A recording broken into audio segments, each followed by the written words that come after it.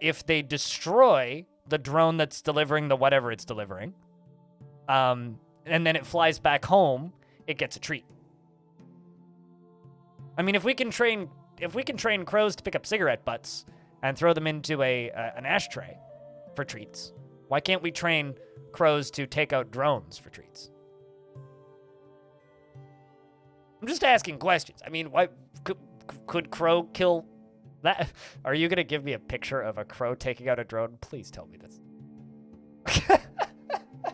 Oh, never mind. It's somebody jamming a GPS signal. All right, well. That is also one of the coolest things I've seen in a while, so thanks for that image. All right, we are in the process of getting invaded, if I remember correctly. There was an army around here somewhere. I can't remember where it was. But there is an army around here somewhere. Don't know where they are. But there is an army that wants to attack us. Maybe we'll get to fight something soon. Hey, now that's the image I wanted to see. Go, bird. Close enough. It's a bird of prey. I love just the feathers flying down here. It's the best part. That's a really good photo. Damn. Anyway. That's a really good photo. Like, I really like that photo. Damn. Anyway. But we do have some trade coming and going. We're mostly selling furniture, coal, and bread. We're kind of like one-stop shop in that regard. If anybody knows nothing about this game, feel free to ask questions. I know enough about it at this point that I can probably answer most of them. But this is down here is the city. We're quite large. We got quite a bit of stuff going on. It's kind of a mess. If I turn all this off, you can get a better view. So we got farms all the way around the edges. Farming mostly livestock. We sell quite a bit of meat. Down here is a bakery complex baking a absolute crap ton of bread, which is also a very large output. Looks like the work of one heroic developer. This game, okay, so I do interviews with devs on YouTube every now and again. And this is a quote from him directly, which is the name of the video as well, which is, I'm not a game developer and I don't know how to make games. I'm just a man infected with hubris trying to make a game. Which is this game. It truly is the heroic work of one developer. Not perfect. It's like it's got a lot of problems, but its problems are made up for by its insanity. But I recommend this game to someone who likes complex games, but not at Dwarf Fortress level. This game's nothing like Dwarf Fortress. And there's a very specific reason why this game is nothing like Dwarf Fortress. Dwarf Fortress is like the most micromanagement game, where every single aspect of everything can be micromanaged. This is a city builder. So this is a game where you make a big farm field, and you make a basic housing block, and a basic storage room, and you're basically okay. And then as long as you expand slowly as things come in, and you're not like trying to give a vegetarian diet to people who only eat meat, for example, as long as you're not trying to do that, you'll generally be okay in this game.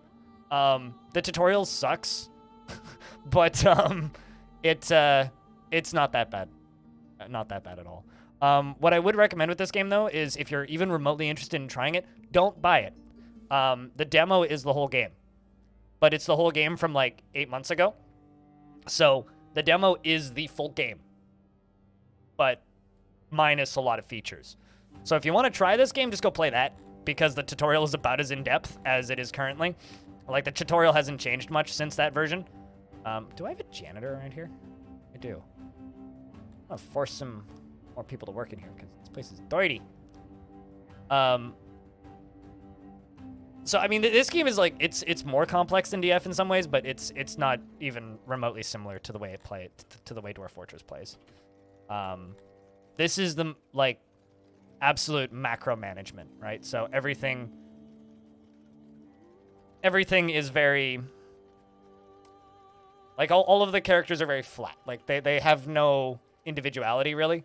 I mean, they have some minor variations from species to species, but it's more like humans are all more or less identical, and the elves are all more or less identical, and the dwarf and the goblin or the weird goblin lizard people things are all more or less identical, and the dwarves are all more or less identical. And then the blue people are more or less identical as well. But you know, well, like here's the thing, right? If you have the opportunity to try something first, why not try it first, right? And this game gives you that opportunity, and it's just well, if you're interested, just go try it. And if you're even remotely, if you enjoy that demo, then you will like the full game as well, right? So it's, yeah, it might sound weird when you hear it. It's like if you're interested in this, don't buy it. Yeah, that I can see why that would sound weird, but also it makes sense when you think about it. Because it's better to try the demo and then play that for 2 hours, enjoy it, and then buy the full game than it is to, you know, play the game and then realize you hate it afterwards. Also, all this stuff's degrading because I haven't been maintaining it.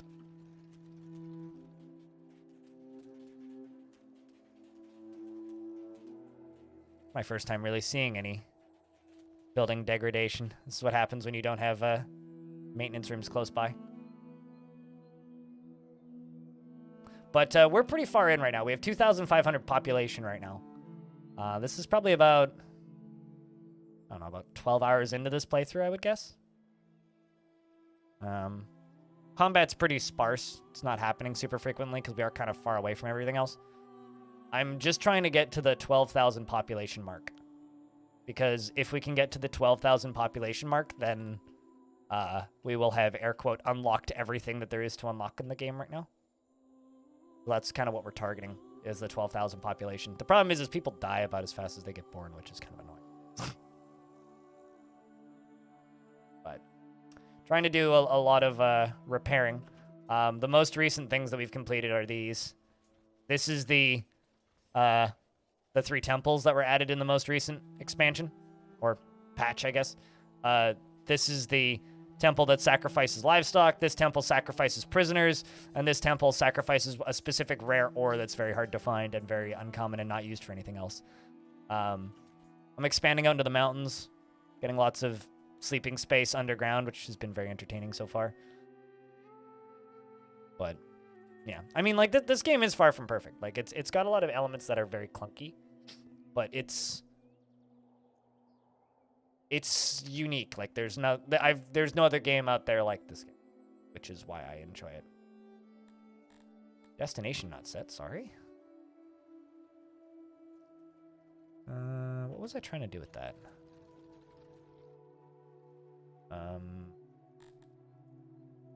We're very close to a lot of fruits, so I'm assuming we're trying to go. I'm gonna assume up here, but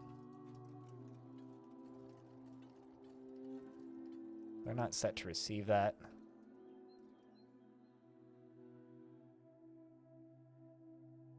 Up here, probably. Do they not have a food storage up here? Yeah, they do. That's probably where I was sending that.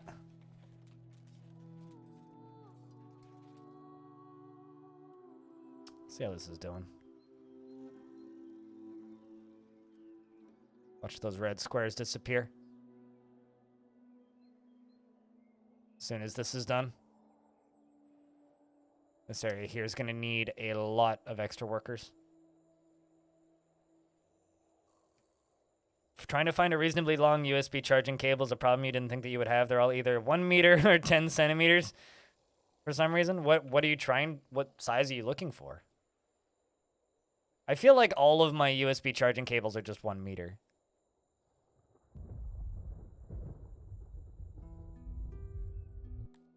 Okay, yeah, you need more employees. Let's force that up to 7.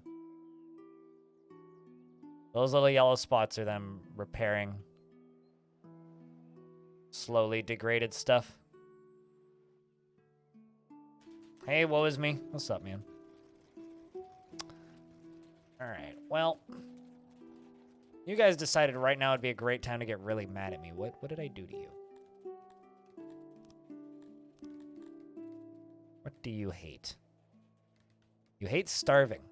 Can relate.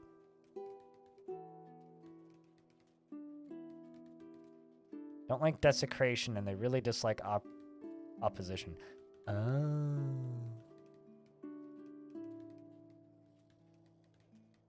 Interesting.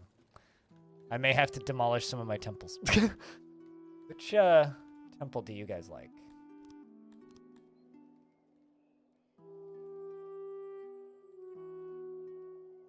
So they're not a fan of this temple. But then again, they don't like the dwarves in general, and I'm pretty sure the dwarves like those. Yep, fitting.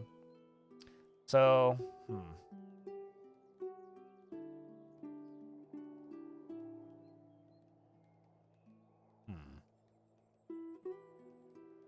Fitting that humans like intelligent creature sacrifices. Found a 6-meter one. Damn, that's long. You've been playing this game a little bit? This game is very good. It's also very bad in some ways, but...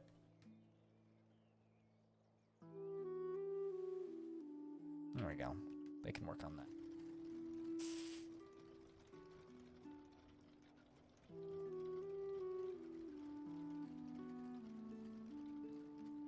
You wish the warehouses had an auto manager that the auto employer didn't suck up all of the manpower?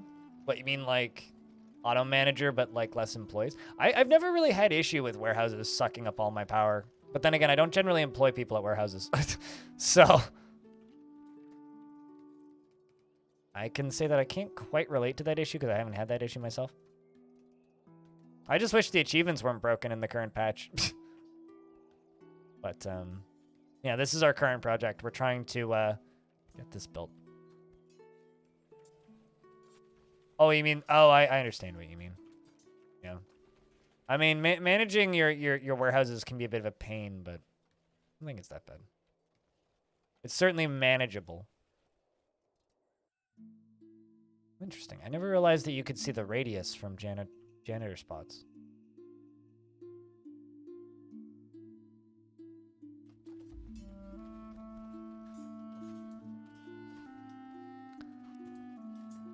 But I'm going to fill this out.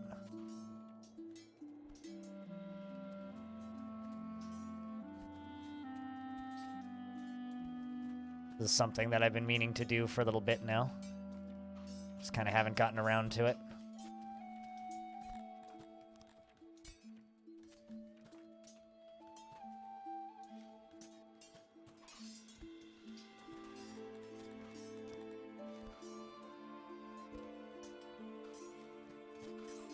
You know what this will do?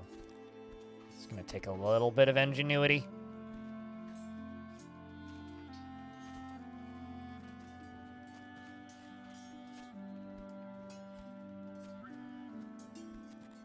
There we go. Need more military training space. Is this doing this in a way that works? That'll do.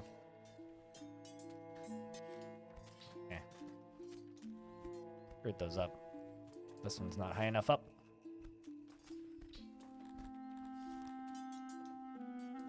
I do like something like that, maybe.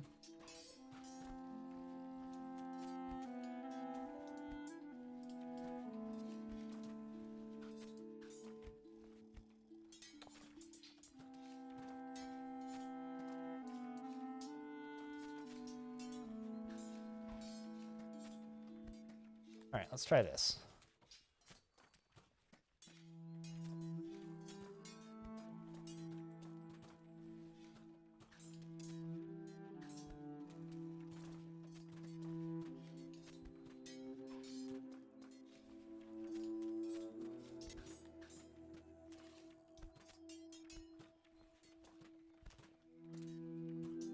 What are we yarring, Anonymous?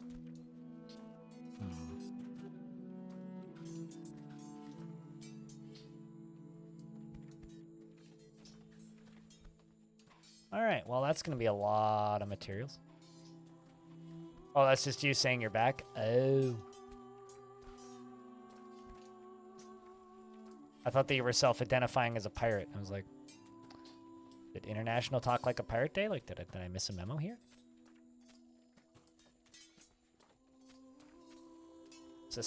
A call from suspected spam caller. Seems slightly sus. Which means it's either a spam caller or it's Amazon trying to deliver a package. But I don't have any packages available that I'm waiting on, so I'm assuming it's actually a spam caller. So I'm just like filling this up with stuff because the more stuff I can cram in here, the more soldiers I can train in here. Which is currently like the main thing I need is space to train soldiers.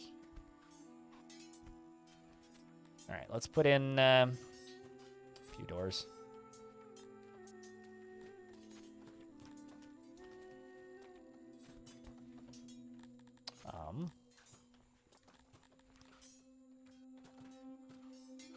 There we go. Put a door there and a door there. Howdy, Patchwork. How's things?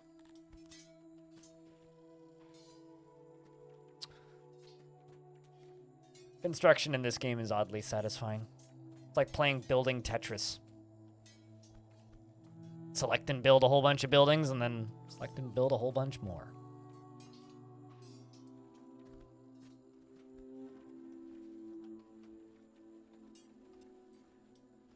That's our first administration building. We're actually, like, powering through the research tree pretty quick now. Which is kind of nice.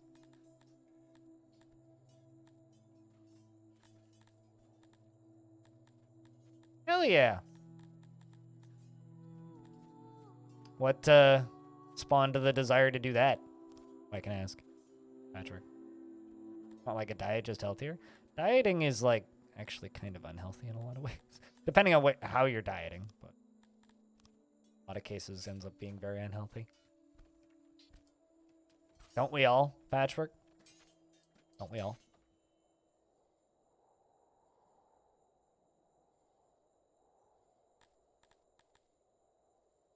I currently have 575 soldiers. Can crank that number up higher. Which gives me more space. And hopefully this getting done here will give me even more.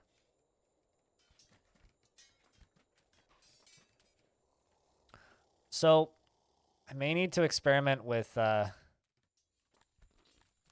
deactivating this. If I deactivate this, is this going to make you guys happier?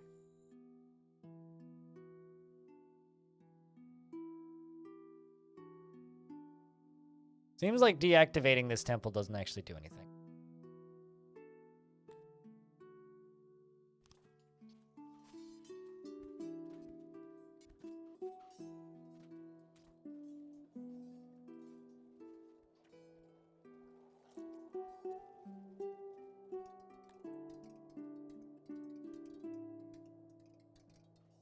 Like their loyalty's dropped, their happiness is way low.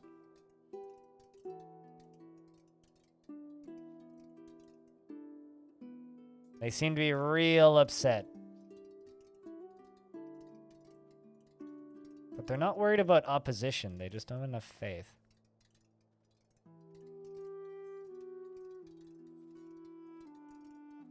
You know, it's kind of funny, Patchwork, because like when you say that physical health is connected to your mental health, it's like I agree with that. It's the same for me too. But like you can directly tell how good my mental health is by how well I've been taking care of myself. It's like if I haven't shaved in a while, I'm probably depressed. Kind of deal.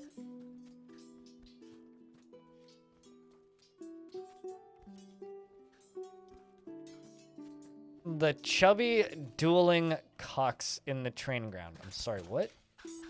Talking about these? What are you talking about, Spooky? Or are you talking about Pokemon still?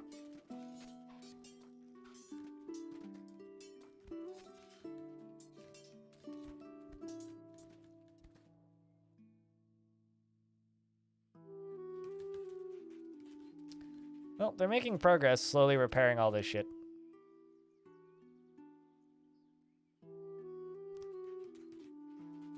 Are they not employing my libraries enough or something? What's going on here? Apparently they not. that mean that I need to... Oh, I see the problem here. Don't have enough librarians. Apparently that thing was only running at 50% capacity. Do I even have schools? Yes, I do. Got the one school.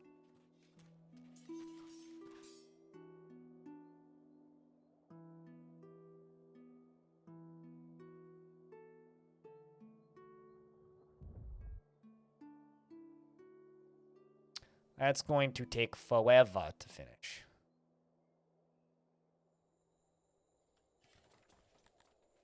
All right, I'm going to save some blueprints real quick.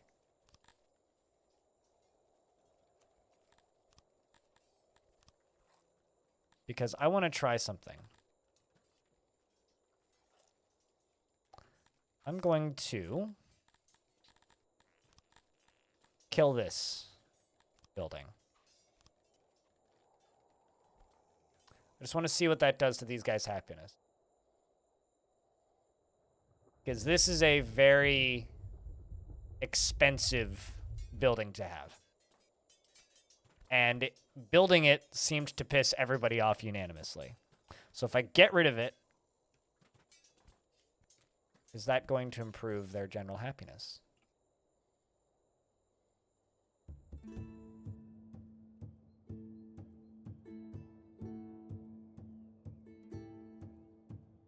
In fact, it seems like everybody's happiness is going up. Man, they did not like this temple. That is interesting.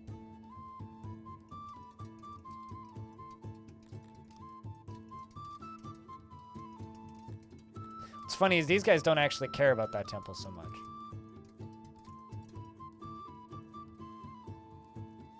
Wonder why that is. Also, like, these guys have gotten a lot happier.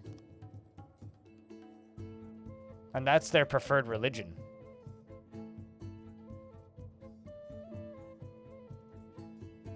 That's perplexing. Maybe it's because these guys like it. Hold on. These guys' preferred religion. Oh, they don't give a shit. They want the one that they sacrifice people.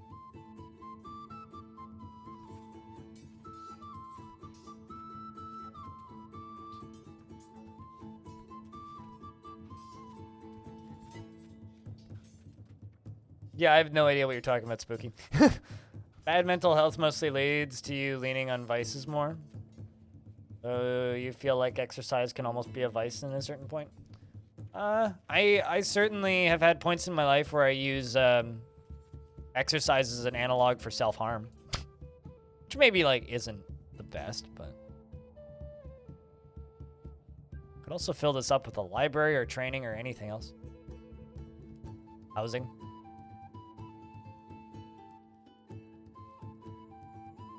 Yeah, it seems like that getting rid of that building helped a lot with loyalty. I'm not sure I fully understand that, but we're gonna finish this thing here up. See what that can do. It's the next priority. Bump. That should drastically increase the number of soldiers we have.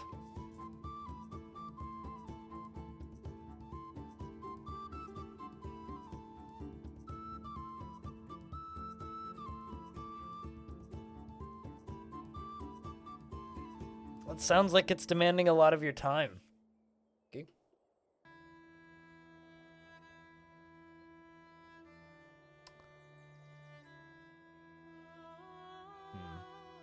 A bunch of paper makers.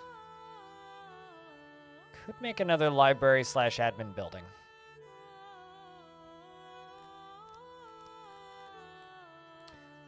Where in the heck did the knowledge tree go? The problem that I have, one of my biggest issues with this game is this tech tree is just too fucking small and it has no search function.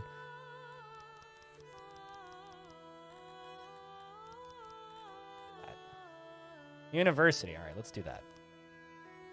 Uni. You know what? Let's build this old temple into the university.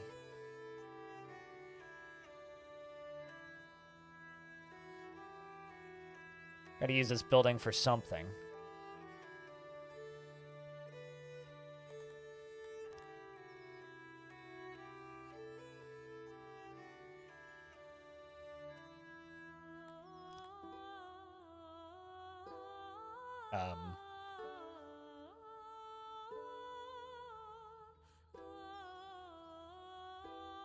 Hmm. That's a weird shape. So doesn't care if it's out in the open, eh?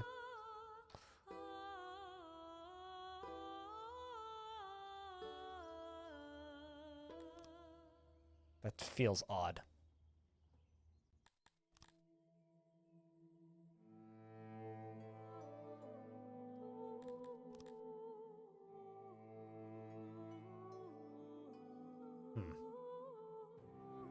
Yeah, except the RimWorld tech tree is like way bigger, right? Like it reminds me of the RimWorld tech tree too, but like the RimWorld tech tree is so much easier to see.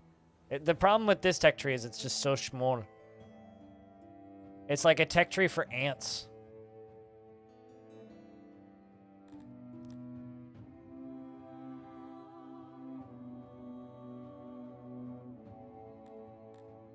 I don't know.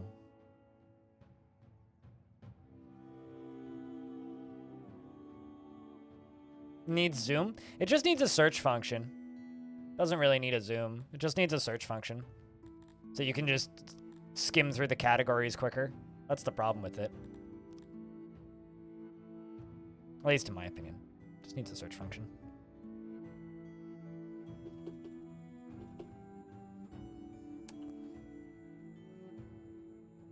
I kind of just want to knock this building down.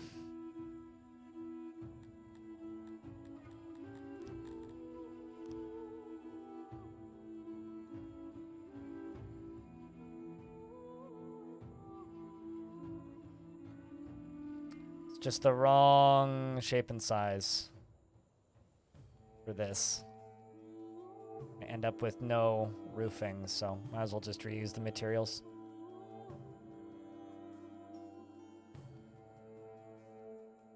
Sup, Beermaneer? How is things? Well, that's just coming along slowly. Yeah, their general happiness is still crawling up. 64. Still filling up the military with new dudes, which is good.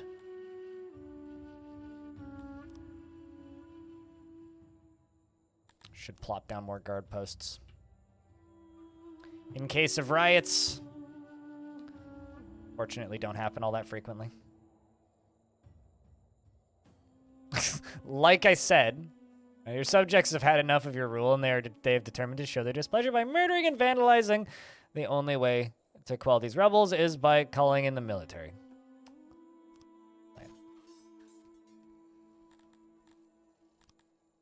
Thing is, let's have a hell of a time actually figuring out where they are. Looks like, yeah, they're mostly in the central area here.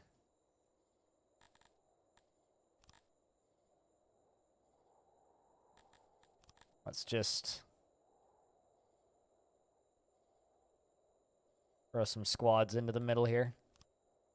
Kind of let them deal with it.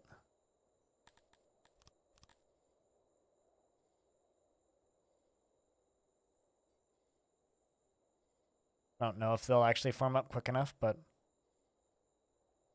we're going to run around pillaging and breaking stuff for a little bit.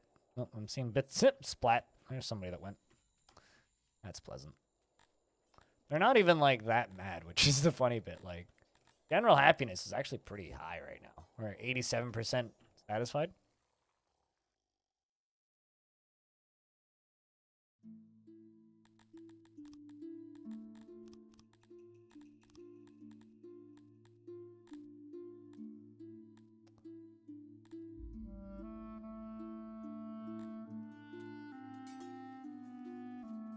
A forced vacation due to bad scheduling.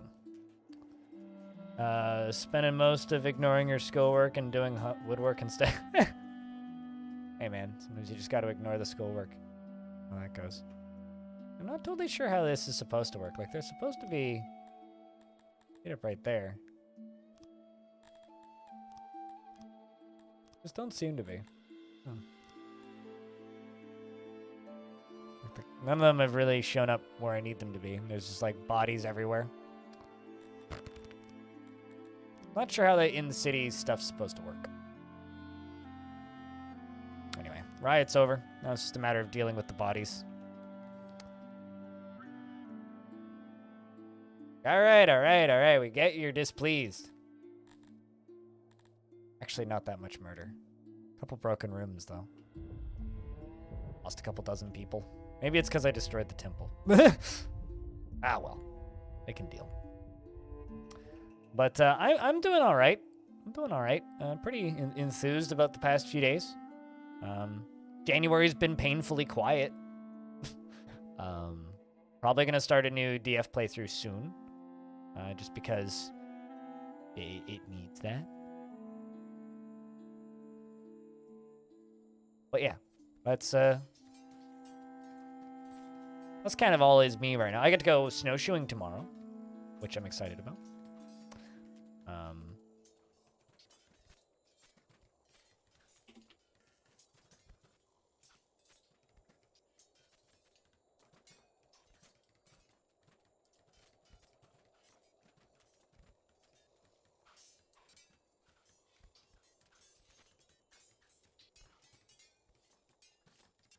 Still haven't seen any snow this year. We've seen like more than our fair share of snow already this year. Like it's actually kind of nuts how much snow we've seen already this year. And like the year hasn't been going on that long. You have? All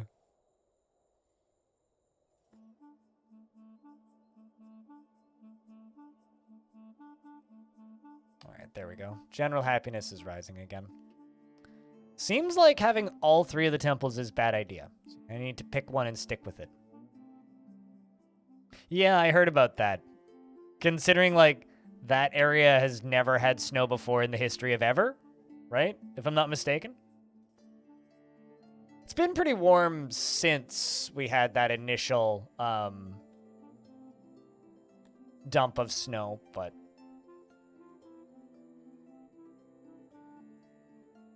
There we go. We're actually, like, getting what we need to build this. Holy shit, money. I guess that's what happens when you stop buying extremely expensive materials. Your money skyrockets.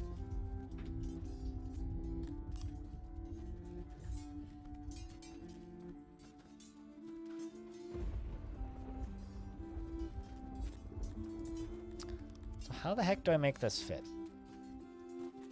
I guess maybe do like this.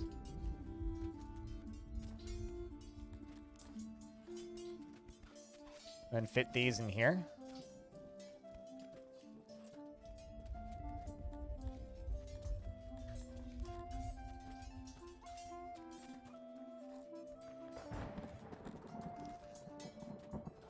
Interesting. How come you don't fit now?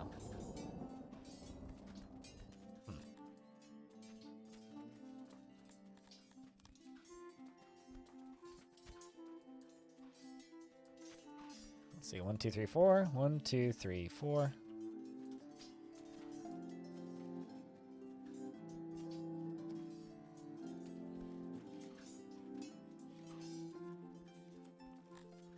Let's expand this.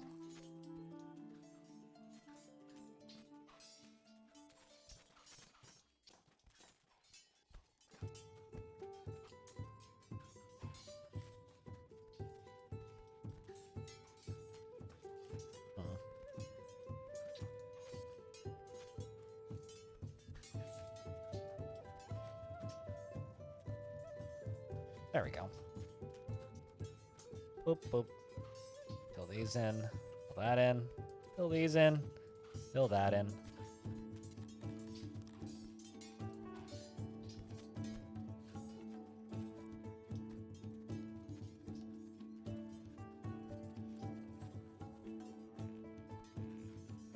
Gotta love the pooping sounds in this game.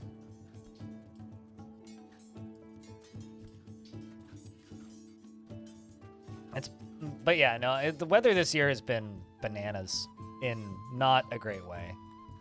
Like, we've had an abnormally large amount of snow. Places that normally don't get snow at all are getting snow. I don't know. It's just kind of scary. I certainly do not need to make this big. Can I? I expand into this and that, can I cram another one of these in here? What if I do that? The wrong button.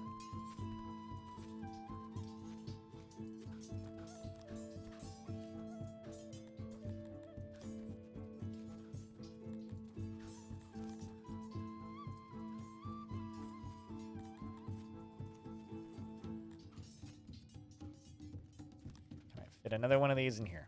No, I can't. How about if I remove you and you? Okay.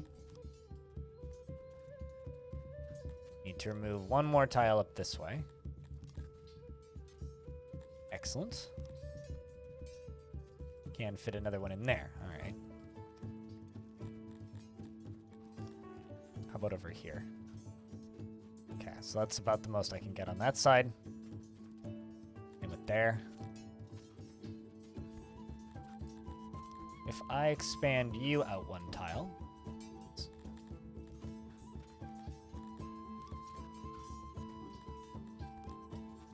Here. There. Denver has been crying out. Today is the 3rd day of noteworthy snowfall of the year. Is that unusual for Denver? I don't know anything about Denver weather, so.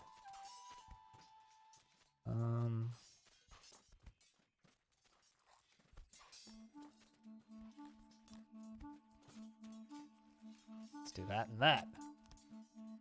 Start cramming shelves in.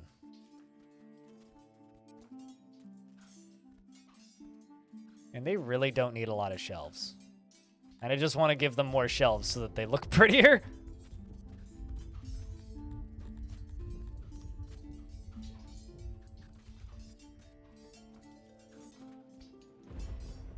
I've been reading about how a couple of states have had to, like, more or less shut down due to ridiculous amounts of snow that they're not expected.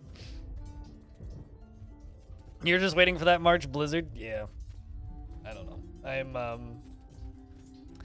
This year has managed to make me significantly more worried than I was previously about climate-related things. It's like, I should already be nervous, obviously, but this has just made me more nervous. Got jewelry just lying out in the open. Put away.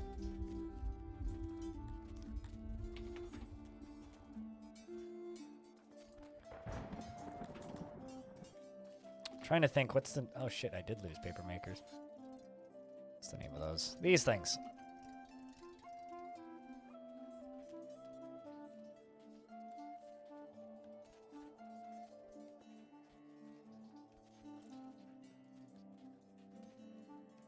Fancy housing for around the uni. Because I do have more nobles that need the fancy housing.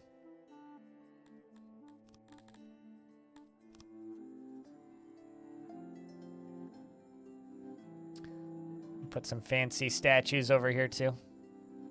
Those will take forever to get finished though because they're using the same material as this. So's this, actually. All of this is going to take forever. Do I have enough gems to make those? Yes, I do.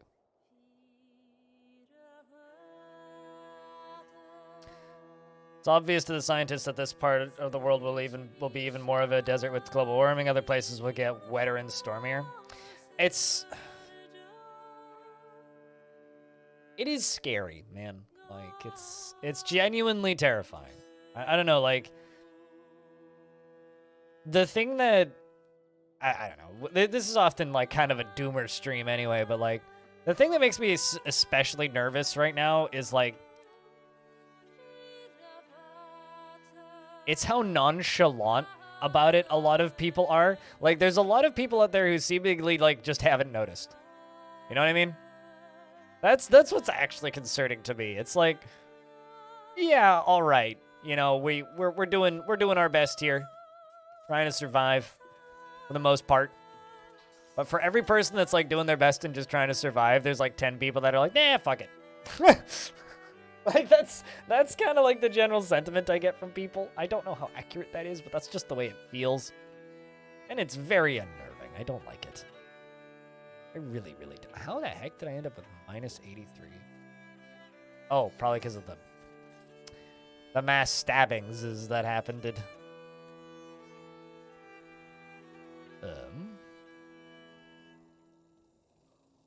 Just speed up time until we get more employees, I suppose. Or actually, oh, did I ever put them back on here? Yeah. Simply take them off the coal mines. I did also drastically increase the number of soldiers we have too.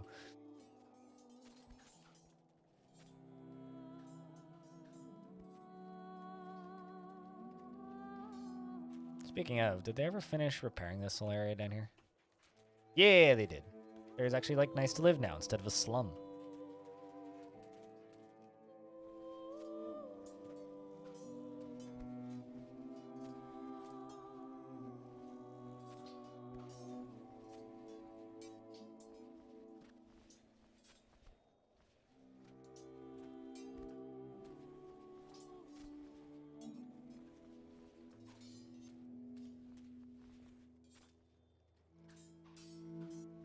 That's the fancier road, which uses what I don't feel like using.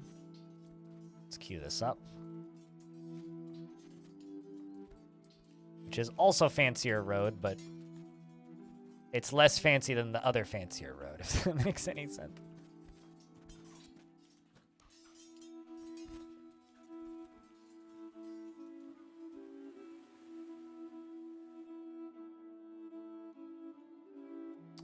Okay, so we do actually have workers that are just doing their thing around. Speaking of games that are cause for concern, have you guys seen that COVID simulator thing that popped up on Steam? But like isn't a meme? Like it's a legit like virus spreading in a workplace simulator. It's also like $3, so there's part of me that's like, should I just buy it? Try it. It's probably horrible, right? But like the thing about the way like reading like reviews of the thing, it's like kind of looks all right actually.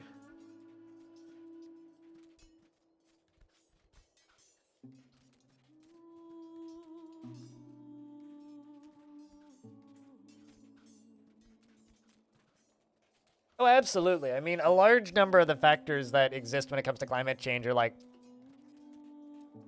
almost nothing. Just play Pandemic board game. I'd love to, actually. I'd be down to play Pandemic for after hours or something. That'll be fun.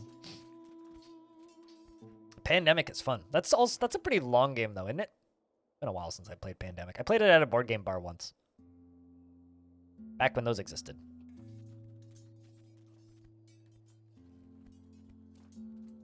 I think the VOD of Wingspan just went up on the YouTube channel, actually. Topic of board games. Although I will say that video game is significantly cheaper than Pandemic.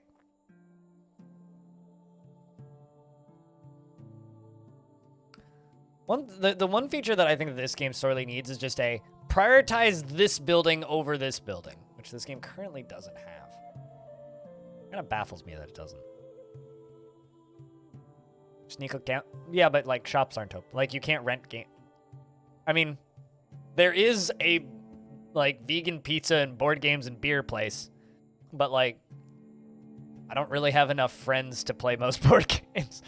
Like we went to a board game bar over the Christmas holiday, and me and my little sister, her boyfriend, and his little sister. We played some Splendor, the game about selling gem mines.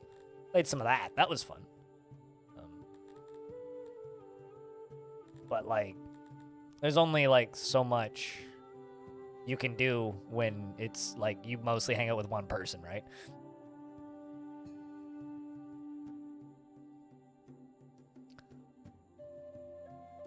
Okay, so you guys were the ones that rioted. Or took part in the riots.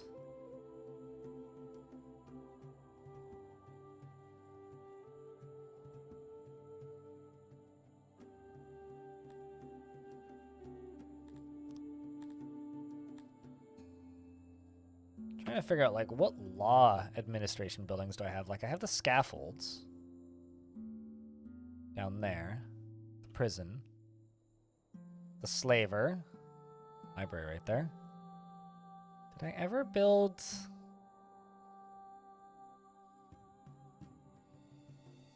What's with all the stone hanging out right there? That's very strange. Did I ever build...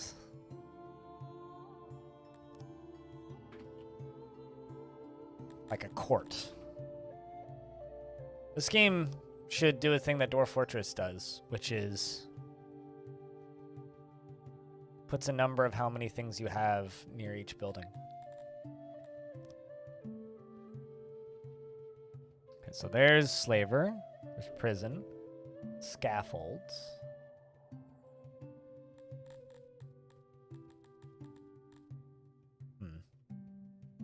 All right, well, I'm going to actually just cram a building back in here and we'll make that into our court. Dig into mountain.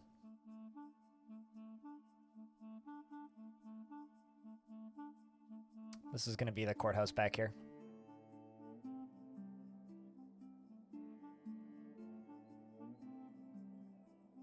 Something about their vibes overlaps for you? Is it the shape of the characters' heads? Because this game kind of has, like, extremely ugly, like, blocky faces. And so does Warsim. Even though Warsim's, like, fully ASCII. I could believe it. They both kind of have, like, that almost absurdist low sci-fi feel to them.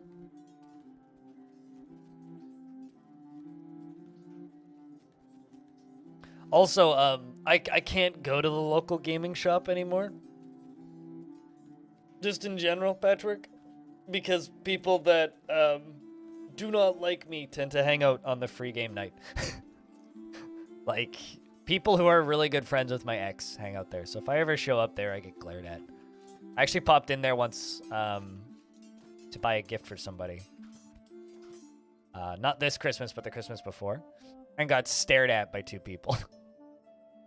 Which is just kind of petty on their part, but also kind of hilarious. Not really a place I can hang out at. So if I want to go to a game shop, I have to go downtown, which is a pretty far trip on the train. Kind of not worth it. There is the one board game place, but that's the train in the opposite direction and a bus ride.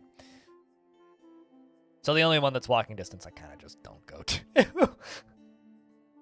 It's one of those, like, you're not welcome here kind of places. That's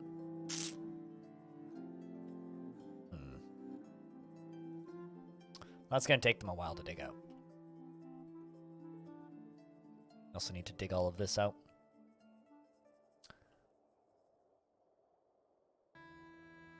Because we've got a lot of this still to dig out.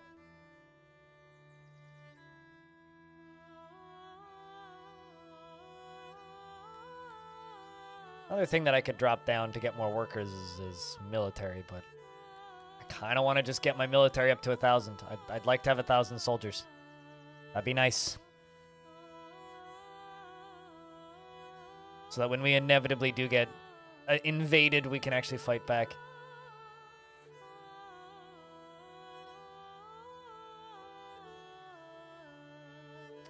You think it's? I think it's they're both low fantasy.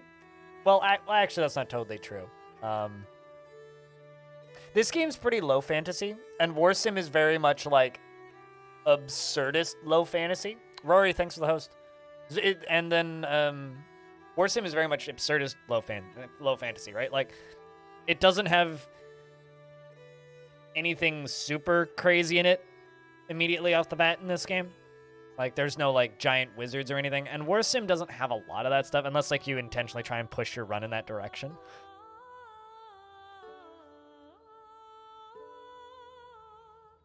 And Diamond as well, thanks for the host. Much appreciated. Goes a long way. Goes a very long way. Trying to figure out, like, I'm going to put more mason shops. I guess I could, like, just... we do a couple of these over here. Because this is the area where I'm just going to be digging into the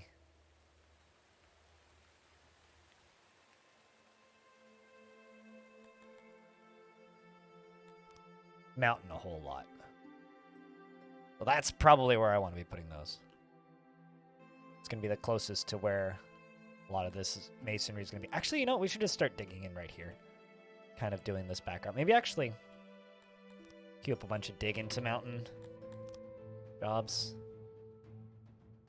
So I can have an easier time of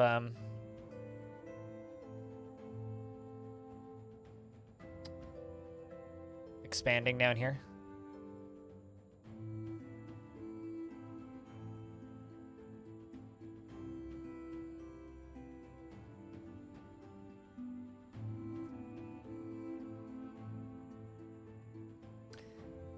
That's some awkward dynamics. It's not like either party should be able to control a shop, but whatever. Well, think about it. It's not that either party should be able to control a shop or whatever. Think about it this way, right? There's a very small specific group of regulars that are there every Thursday, which is their free play board game day. And none of them like me because they're very good friends with my ex.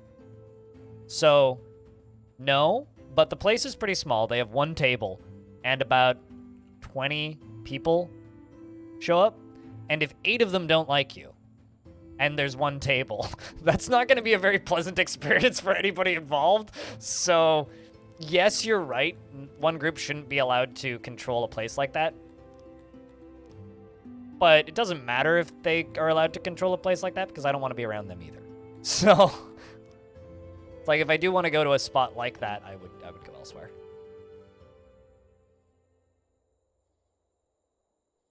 It's like not being able to go to a bar because you don't get along with the bartender. It's like, well, this kind of is what it is.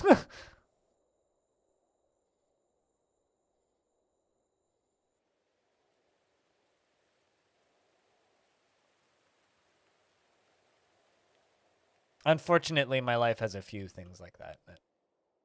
Too much I can do about it.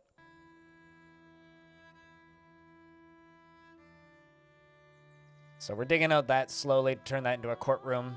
This is all gonna get turned into more housing.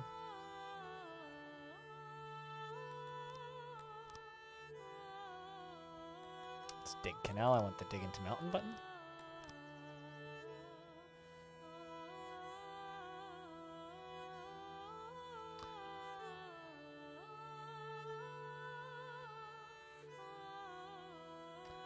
And wait, what up? It's good to see you.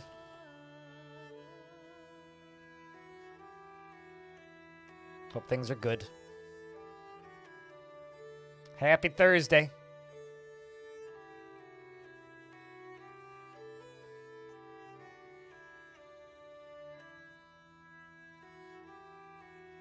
Gotta run to work. Just don't trip. Have a good time. Don't work too hard.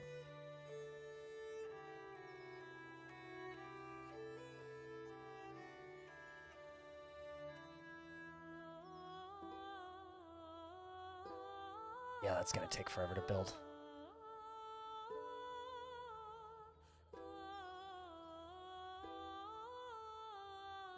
Same with this. All of these are gonna take forever to build.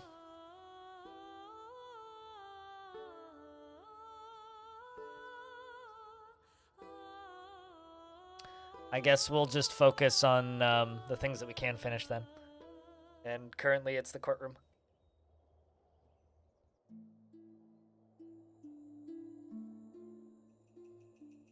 And I guess we'll just make this mountain into the mountain of law as time goes on. But what you been up to? Wait, what? Hope your day's been good. We're just over here chilling with the Songs of Six. Today's gonna be a bit of a shorter stream. By a bit of a shorter stream, I mean only like 7 hours instead of like 10. But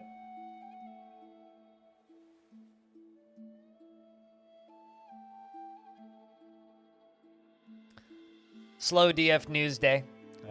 There was a patch that dropped, or a post that came out, but it was the same thing that Tarn posted on Bay 12 a couple of days ago. So it's just the same screenshot of world generation featuring the neat things that have been added, which is still cool. It's just sad because I already covered it.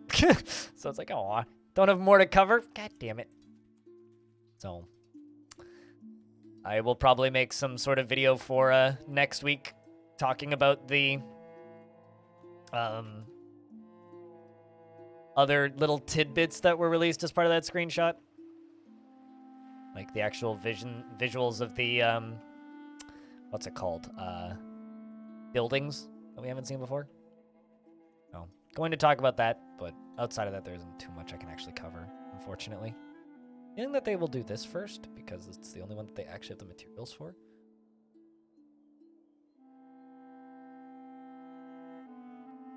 Which is good, because this will be putting them right next to the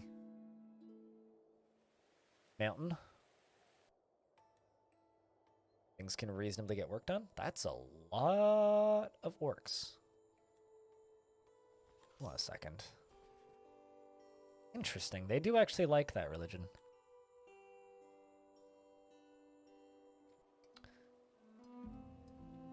Balancing religion in this game's kind of neat. You had a successful Noita run? Oh, neat. Like, just finishing the final boss successful, or, like, completing a goal that you were trying to achieve? Regardless, though, grats.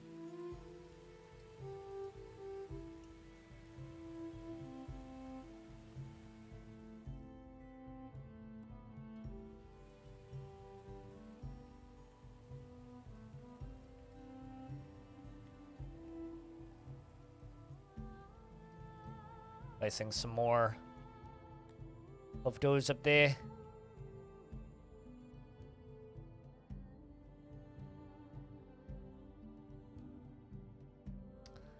Alright, so we've got more of these masonry shops up and running, which is going to increase our fancy brick output, which will help these buildings get done in a much more reasonable amount of time. Specifically that one.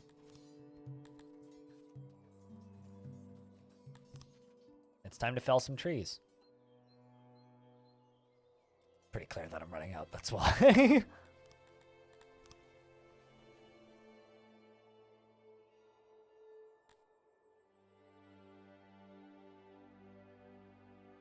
I'm also kind of stoked because the podcast, at least according to the stat tracking services I'm using, is the 180-somethingth most popular podcast on iTunes in the video games category.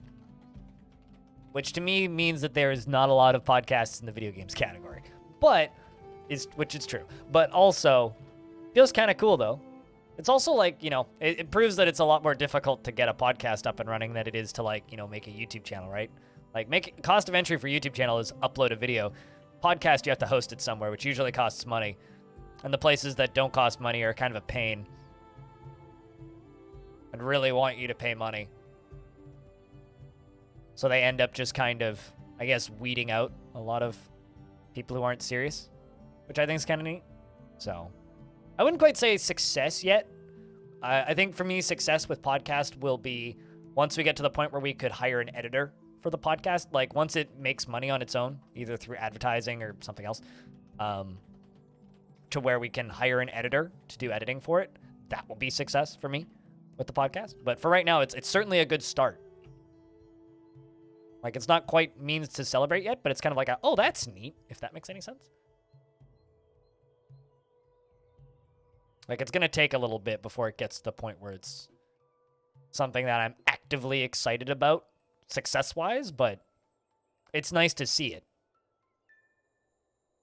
Kind of regardless, so. So we got all the wood that we need now. Spots? No, it's just a matter of getting blocks in. You know what? Yeah, we'll just let them run. This is getting there. Still needs more armor, which we have in storage, but they just haven't brought it yet because they don't have enough blocks here. Let's speed this up. Is it going up at a... Because it claims it's getting work done. They're probably also... Yeah, it looks like they're just bringing blocks to the university first. Because we already have all the materials for these, which would explain why. Also, I screwed up these. Smart remove. and delete room. Hurry up this side.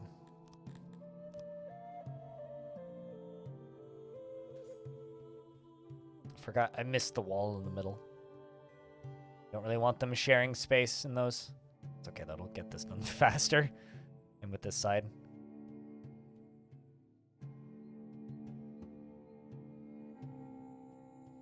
Oh, there we go. University's done.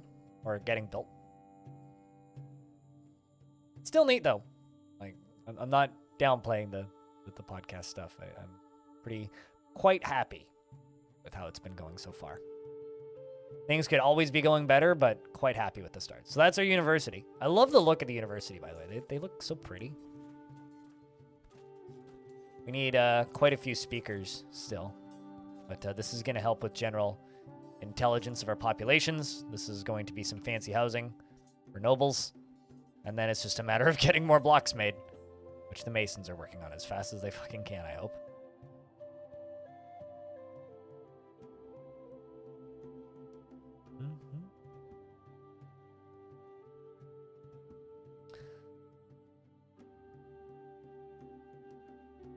Yeah, I also like the tile floors. Those are the expensive tile floors that require the bricks made by the masons, or the polished bricks, I think is what they're called.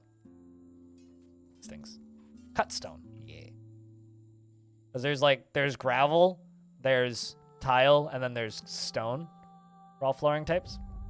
Then there's also dire. You can make dire roads, which instill dread in your population, which is basically like, do you want to just like have an enslaved populace that then remains enslaved? That's what you need then.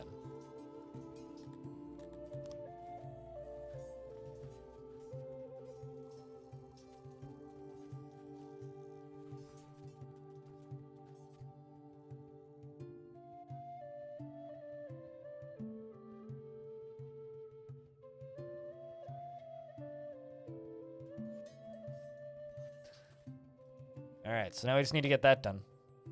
It's going to take a little bit. How goes the digging? Ooh, digging's done. Good. Court is what we need. Court! So I can scream order in the... Ironically. It's going to connect directly onto the prison.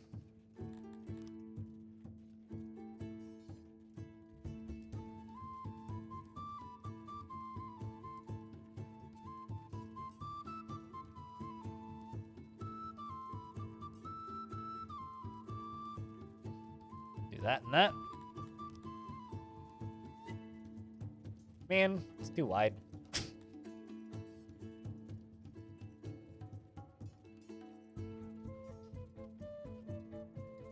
Put it back there and do it this way. We'll do it this way.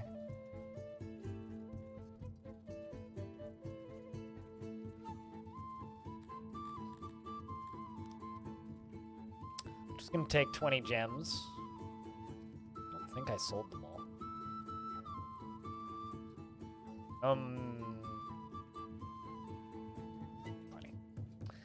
Plenty of gems. Hello, goats. Does the city have leaders? So the player is the air quotes king, which is default named as Bob, which is kind of amazing. But there are, every time you level up, you can appoint more nobles with this button. We've appointed as many nobles as we can. They give, they don't really have any personality or anything, but they give that the specific group that you are assigning the noble, it gives them a production upgrade.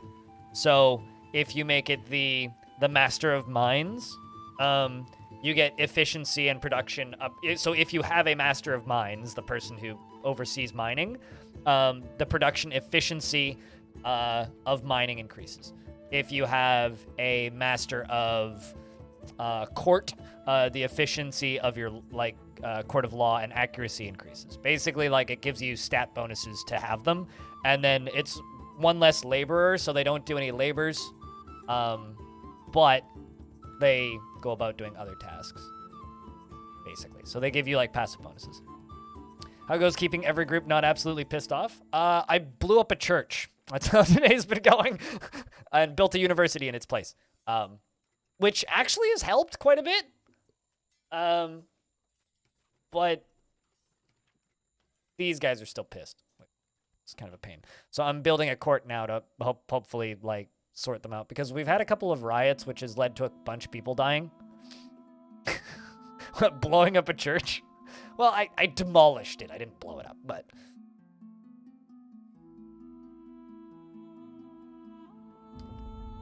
When I put this VOD on YouTube, YouTube's automated rating system is going to be like, excuse me, this VOD is shush. Yeah, we already had, like, 70 casualties in the last riot, so... Ironically, there's only 4 people in prison right now. But that might have something to do with the fact that one of the other churches we have operates in human sacrifices. And, you know, they've had several sacrifices this year, so that's good. 5 currently. So, I guess we had more prisoners. We could be selling slaves, too, but, you know. we just gotta, like, sacrifice the prisoners. Like, it's fine. Apparently, Stephen Wolfman streams him being a CEO over Zoom on Twitch just because.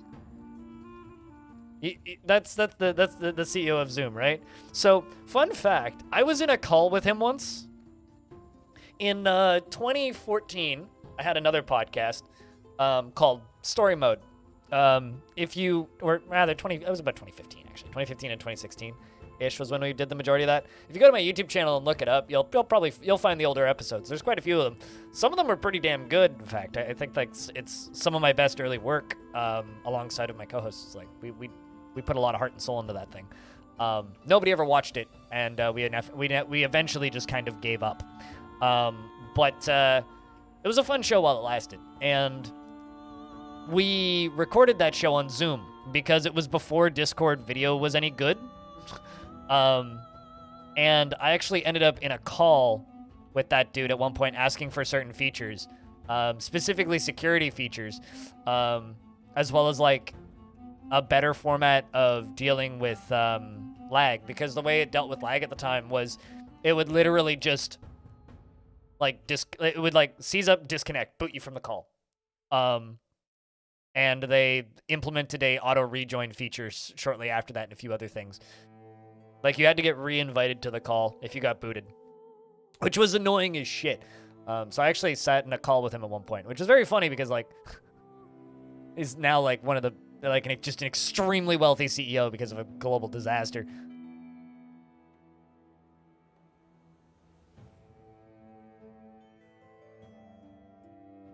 Can't have lag if you can't speak, yeah. No, I mean, like, Zoom was horrible back then. Like, it was awful. I haven't used it since, so. But Discord video chat is, like, infinitely better than Zoom was back then and doesn't cost me anything, so. Whereas, like, I think Zoom still wants you to just pay for it, doesn't they? Don't they? Every now and again, like, I'll hear about podcasts using Zoom, and I'm always just, like, completely fucking flabbergasted that they use Zoom. It's like, why in the world would you do that to yourself?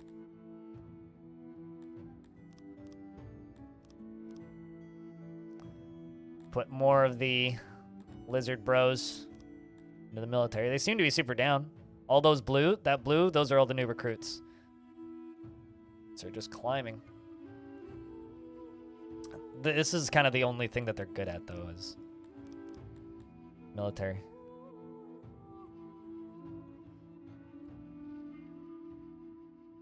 How do you have a hard limit on the amount of population you can have? Init files. I want to say it's the dinit file, but just go to both of the init files in your game folder under data and just Control F population. You'll find it. There's 2 numbers. There's the hard and soft cap. Hard cap is with children. Soft cap means you'll get that many migrants and then however many kids get born. No problemo. No problemo. Happy to help. What population are you thinking of running? If you are a Damascus, Skype is still not that bad for video calls. I heard that Skype got better. Like, Skype had, like, very much a dark era in, like, the late aughts where it was, like, virtually unusable. But I've heard from a lot of people that it's actually decent now, which I kind of find hard to believe. But also...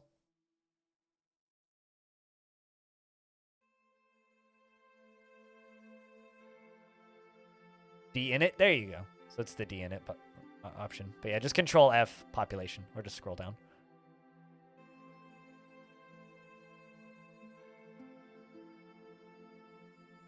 Being owned by Microsoft helps? Don't you fucking say that. That was like the worst era to be owned by Microsoft. Like, Skype was great. Like, I used to be in Skype calls like 12 to 18 hours a day with like my group of friends. Like, we just had an ongoing call all the time for a very, very, very long period of time. Then Microsoft bought them. I say very, very long, probably like 2 or 3 years. And then Microsoft bought them. And then within like 6 months, the software became unusable.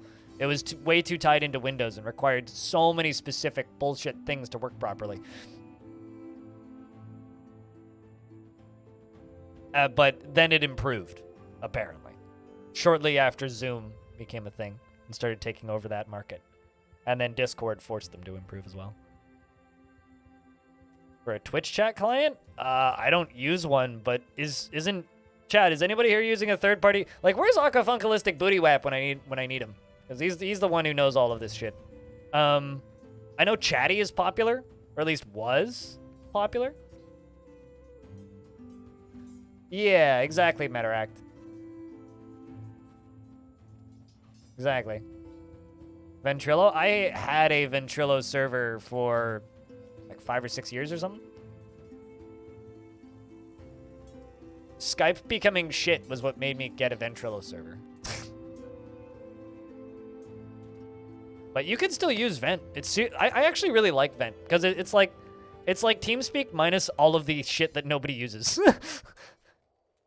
It's like all you actually need is a Ventrilo server and a Am I getting stoned in taxes or something? What the fuck is happening here? Hold up. Yep.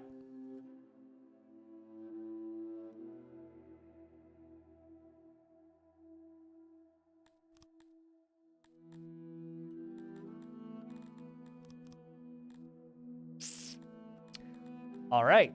Well, do we have a lot of that you can pay me in taxes?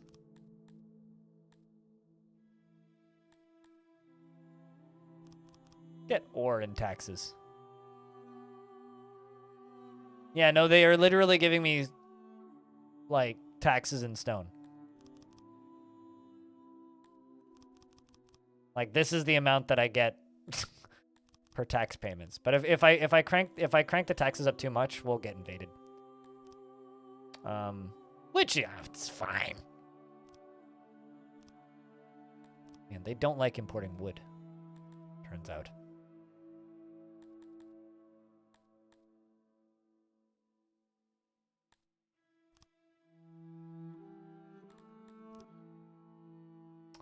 All right, well, that's interesting.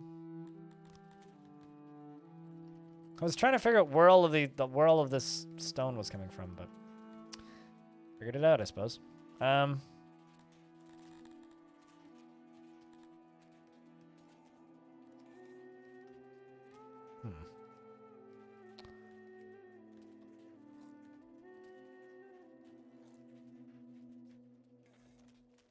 Just pay them in granite? I mean, when my walls are built out of granite, I would say that, you know, doesn't necessarily matter. Oh, geez. Need a few things. Our workforce is one of them.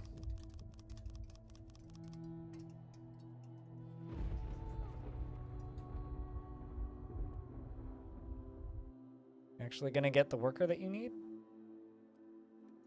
What if I don't have anybody intelligent enough to do the labor? Certainly possible.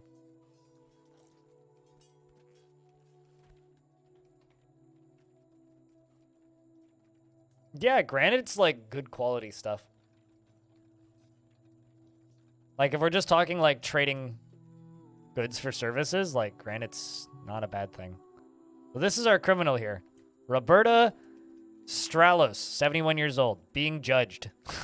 Chat, everybody sit here and help us judge. Time to be judgmental. Hey, Heidi. What's up?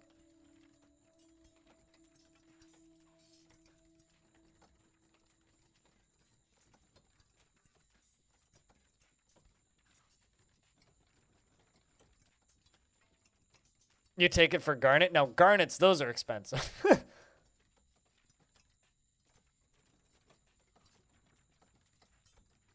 All right, consider yourself judged.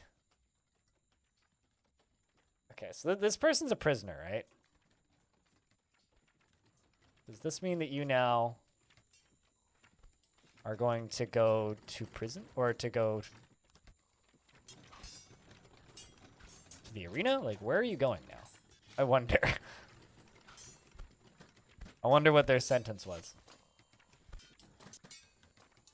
Or are you going to go fight with this person? Yep, you're going to go fight with this person. Or no, you're going to go beat the crap out of this person. This seems like a fair fight. It's a human and an elf raffle stomping an orc.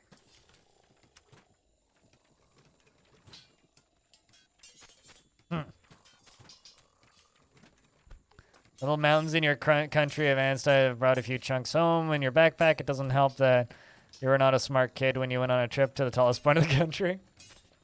Yeah, bringing rocks down from the top of a mountain can be fun. It's time for them to turn them into red jelly. Bright red strawberry jelly. It's okay. We're building a bigger arena, so it'll be easier to dispose of prisoners after that.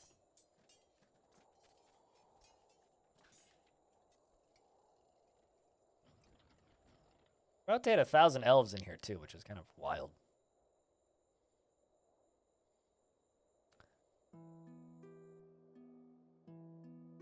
I do think it's kind of hilarious, though, that the prisoner just walks by themselves out of the courtroom and into the arena to go get stabbed to death.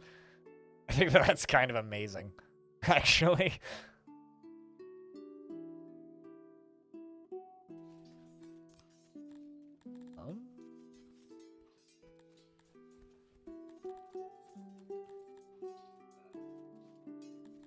Let's increase foreign relations so we get better prices on things. I mean, I'm already, like, suddenly kind of very rich, so.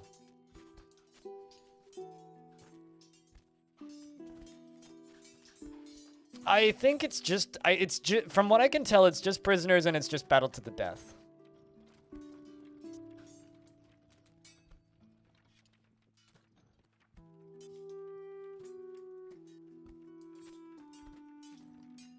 Yeah, I'm pretty sure that's all that it is. Oh, yes, sir. I'll go straight to the arena. It's time to get stabbed to death. Scout's honor, my lord.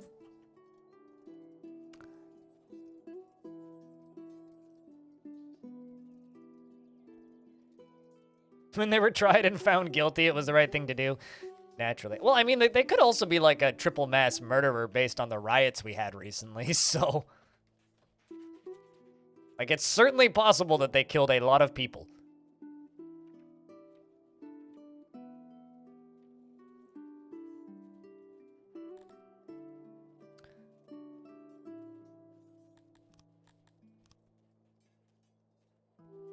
Of honey, the dwarves have dug too deep again?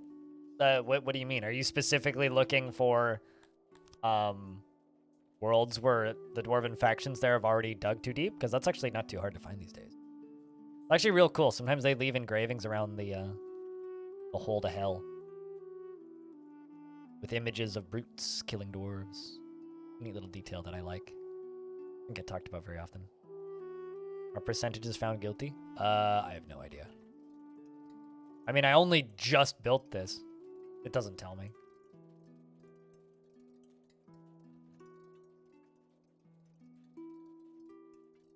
I can intentionally, well, I can choose to sell prisons as slaves. Prisoners as slaves. It's basically like, to commit a crime in this game, from what I can tell, it's basically just take part in a riot.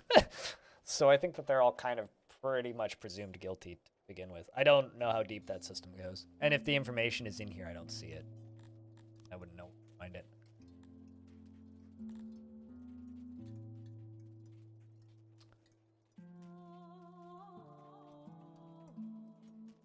Seems like one of one that went to court, which was that one.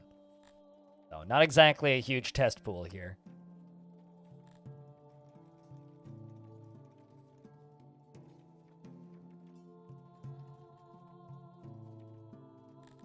So currently only 25% of people that get sent to prison go to the gallows. And currently 0% get enslaved. Although I'm going to start selling these guys as slaves.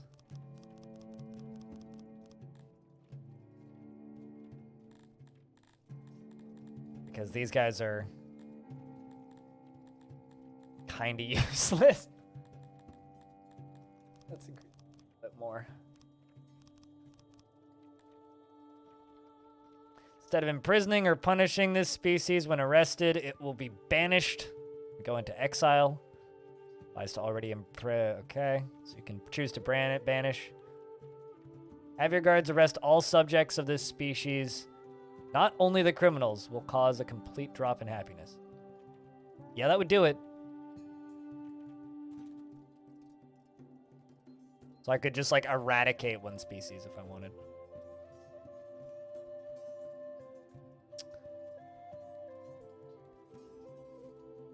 I mean, the dwarves aren't even the primary species in this spot. Elves are actually. These guys. These guys. But they also don't like slaves.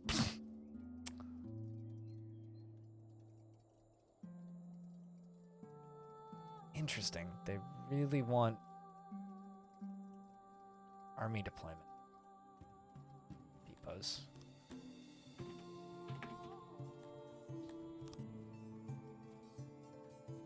Just place a bunch of these around. Too difficult. Cheap.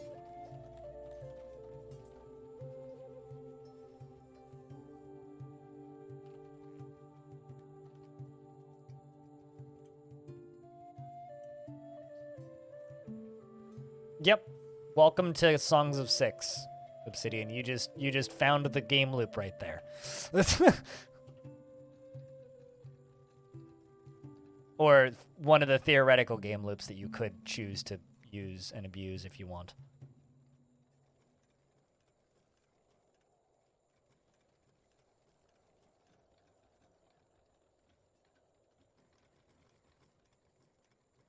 What, in Dwarfort?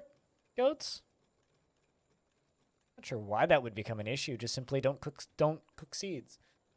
It's snowing where you are too. It's been like weirdly warm here the past few days, but that's because we've had really low cloud cover. The second you get above the clouds, it gets icy again. But it's been very foggy. How you feeling, Bastet? Welcome back. I hope you've been well, Pack. Hope things are good.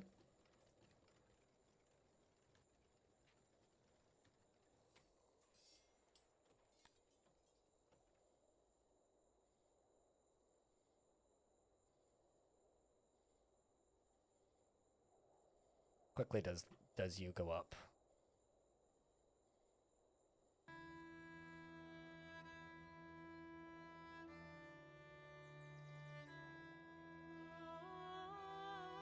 I am not producing knowledge fast enough.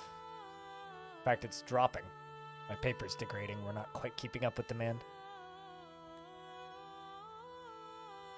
I'm doing all right. Slow news day for dwarfs, which is sad. Helping? That seems to have helped a bit. What else do you like?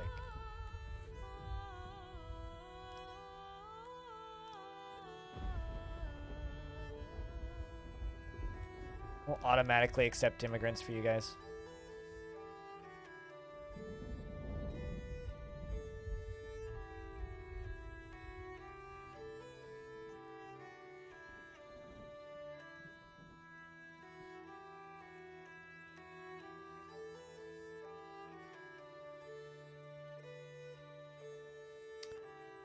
I'm not sure what this means. Criminals are treated based on how many of them are executed. So do you guys like mercy?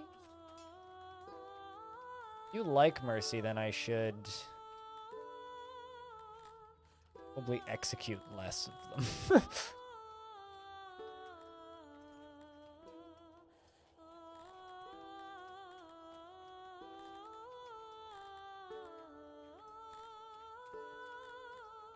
Let's drop down the percentage of executions.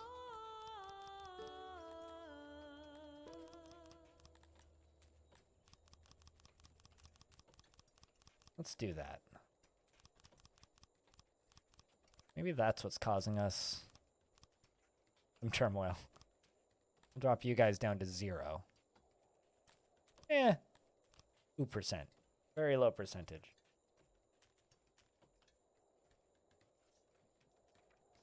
Curious about what that does.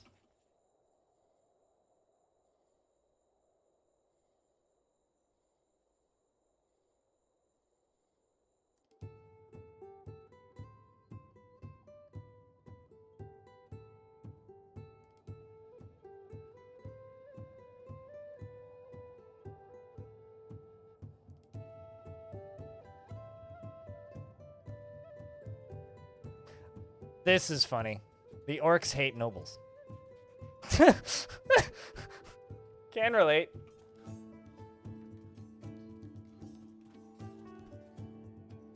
I love little details like that. It's like, orcs hate nobles. Mm-hmm. Could have told you that.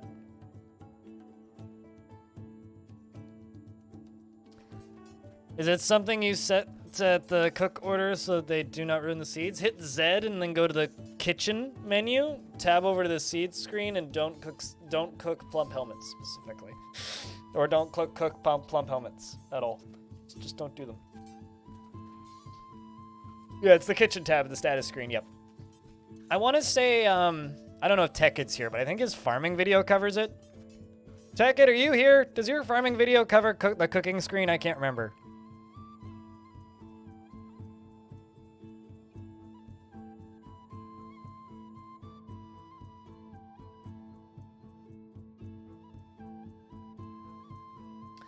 I have 262, like, cut stone blocks. You just need to bring them up here. Problem is, I don't have enough workers again anymore. People keep dying. I'm annoying. Quit dying. Jeez.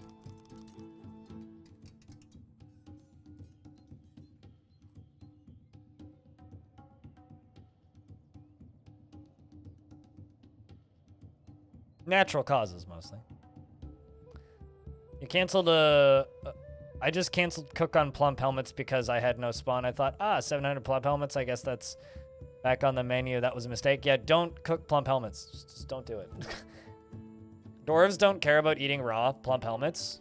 Like, they'll be happier about eating cooked plump helmets, but dwarves don't care about eating raw plump helmets. But even if they eat raw plump helmets, they get the spawn back from them.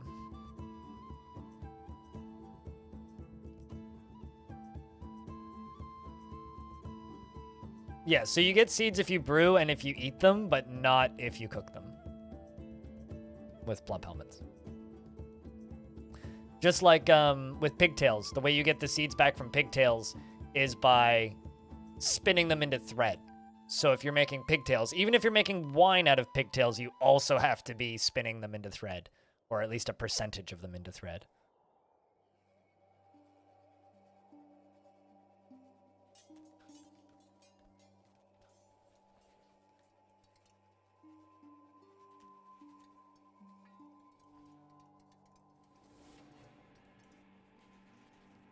Putting guard posts everywhere.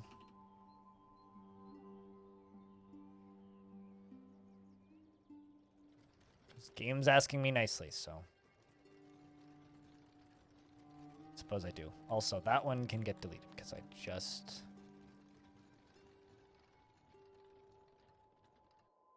see if this helps.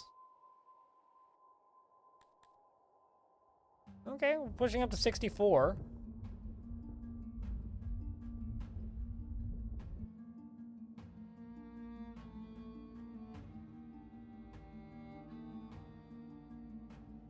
You can start your above ground farm and animal pens. It's very exciting. Awesome. Yeah, we're gonna be starting up a new dwarven fort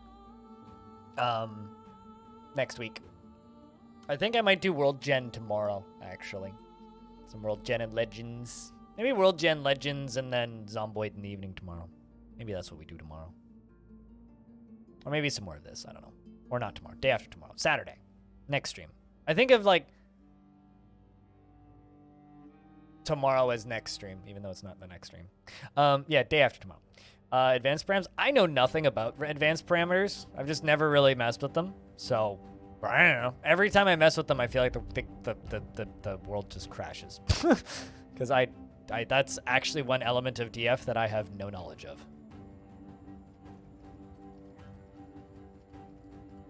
I also don't know what I would do with advanced parameters.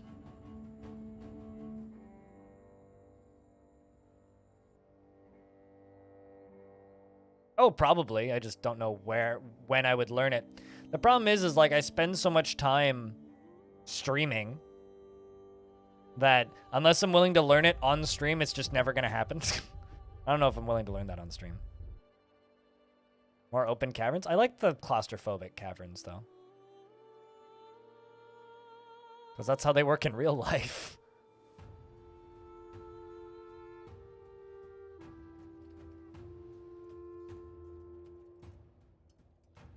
Learn how to do gates? Just make everything out of lava-safe materials, if that's what you're talking about.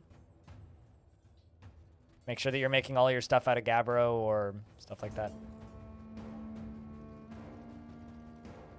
Yeah, but see, here's the problem that I have with open caverns, right? Is I can make open caverns, and I really like making open caverns. I like going down into the caverns and then spending 5 years in game digging them out, hollowing them out, building walls, defending against the creatures in the caverns. Like, I find that to be really fun. Like, that's one of my favorite things to do, is to, like, hollow out and, air quotes, I guess, beautify caverns in Dwarf Fortress. But if they're already hollowed out, then, like, well, I don't get to do that. That's no fun. So, I don't know, like, that's how you feel, but that's certainly how I feel about that. I like to do it myself. Much more of a DIY kind of person when it comes to that sort of thing. Kind of a central hub room in here. I could put like a fire pit in there or something.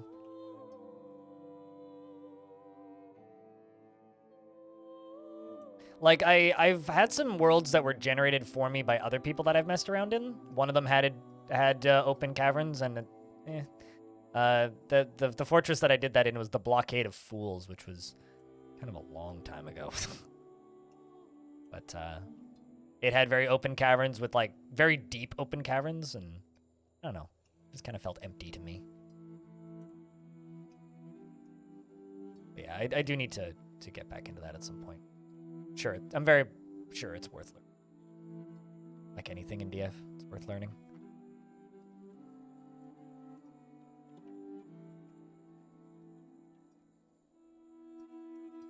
No problem, Goats.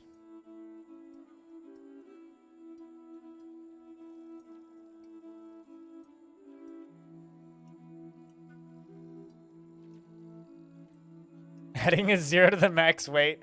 GLaDOS, adding a 0 to the max weight. Me, adding a 0 to the Maxo Gremlin spawn change in advanced parameters. I mean, for me, it's like, one thing I would crank up would, everybody uses it for like waterfalls and volcanoes. For me, it would be like, yeah, I just want like more dragons and hydras. But yeah, I don't know.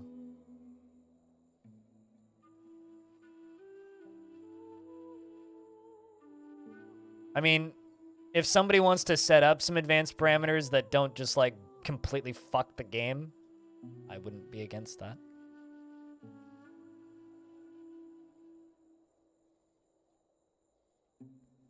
But I'm not certain I'm willing to just deal with the amount that it crashes when fiddling. This tends to be what happens when I do that.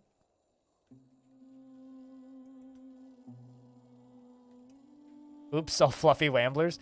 Well, fluffy wamblers are like the most non-existent thing in DF, though. They do quite literally nothing. Man, one of my libraries broke? How do you break a library?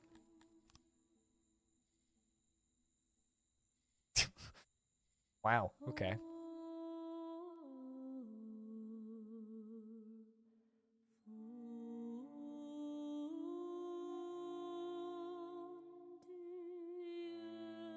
Fire, I guess. But that doesn't look like fire to me.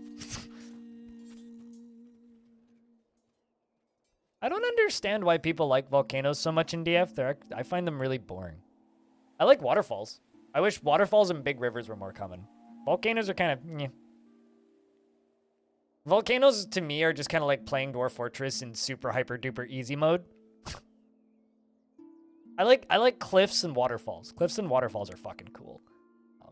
Volcanoes, eh. Volcanoes are just useful if you really like immediately having lava forges, and I don't always immediately like having lava forges.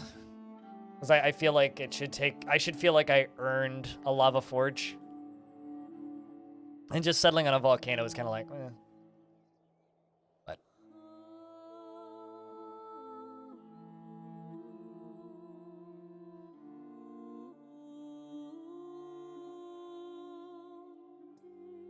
big rivers are fun because they're a massive danger, right?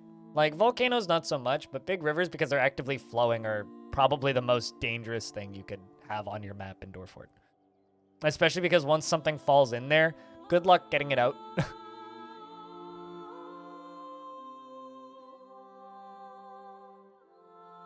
So you kind of need to like have a way of damming it, which is a lot of fun. It's fun building dams, redirecting rivers, and all that such.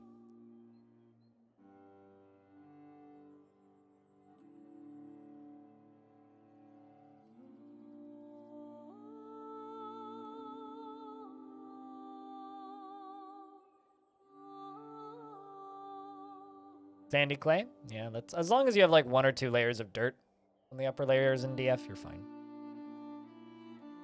As long as you have like 1 or 2 layers of dirt. Although I kind of like muddying up the stone. It's fun having like really well-designed farming areas.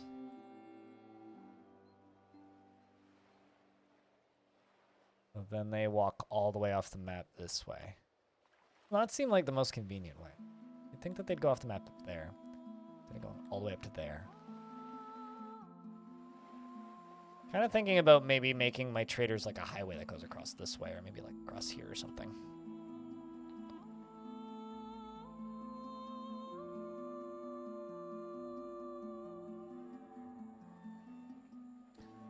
Bunch of rock on the ground up here.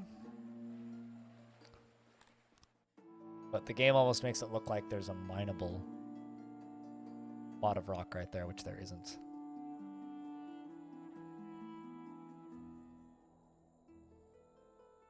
Once again, short on workers.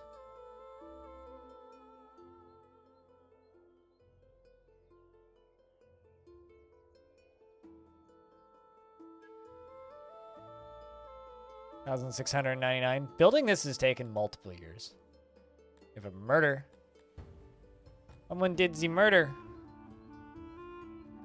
Fucking hate these guys. Just bringing up them though. Something else I could do is I can turn down the number of people training by half. We do have, what, 900 soldiers? That'll bring up a large number of workers. Speaking of, a lot of them just joined.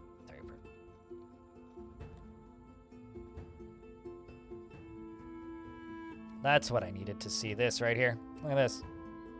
Number of blocks we have are spiking. These are all getting filled up. Cool. Almost up to 3,000.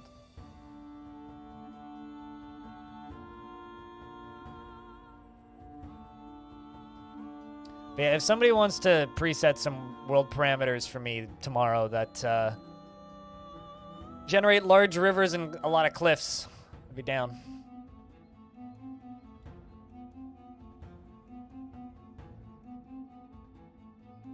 You also like lots of beast dens because incidentally, settling on a beast den is one of the most fun things you've done. Yeah, there was one time I accidentally settled on a cave that had a giant in it. That was a lot of fun. And I was also very short for it. All right, so this is the biggest arena in the game, meaning I guess I could, like, tear down the other one. I'm really curious about what this one does. The public entertainment sector of this city. It's not called LNP anymore. It's called the Starter Pack. Because people kind of agreed that Lazy Noob is kind of demeaning. But some people do. I don't think anybody should use it ever. But that's just me. I was all my dwarves died problem.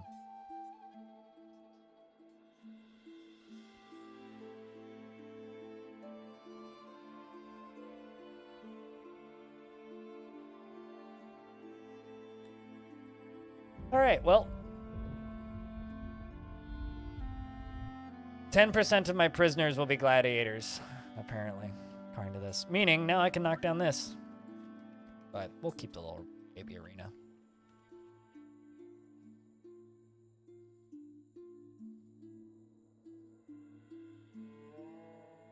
Well, they're going up to 70%. Hell of a lot better than it was previously.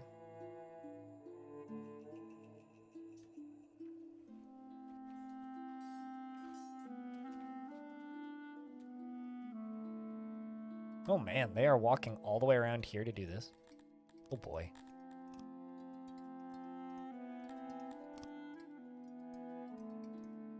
But yeah, Lazy Noob Pack is still a thing people can use.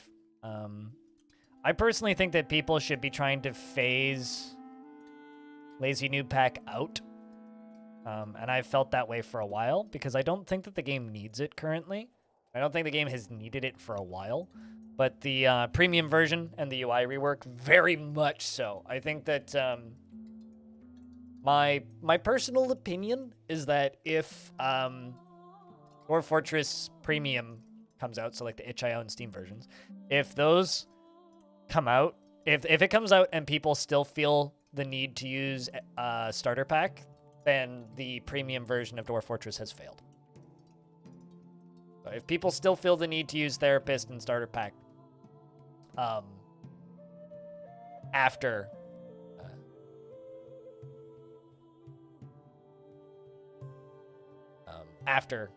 the premium version has come out, then something's wrong.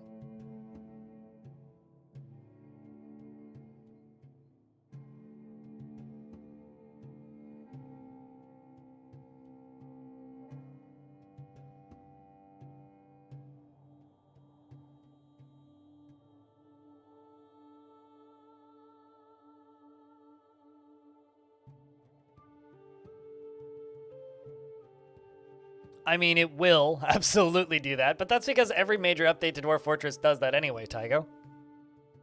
Every major update always releases, and it's like...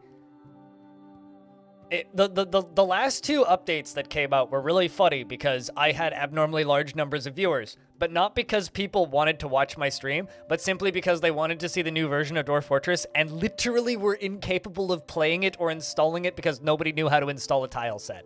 So I was literally like people wanted to play it, but don't know how to install a tile set. So even though they wanted to play it and it worked just fine, they can play in vanilla. They just didn't know how to install a tile set. So they just sat there going like the number of people I explained how to install a graphical tile set. Like I must have done that like a on-stream tutorial for that like 15 times that first day, the last time the game updated. So, it's not even like just like it breaking mod support. It's also like it just being people just don't know how to make tiles or install tile sets for DF. I mean, yeah, like you could totally use Starter Pack, but I tell people that you should learn the basics of the game and how to install a tile set and like how to change your font and like how to change the colors and everything before you do it in LNP, because you'll have a better experience with the game in the long term in general.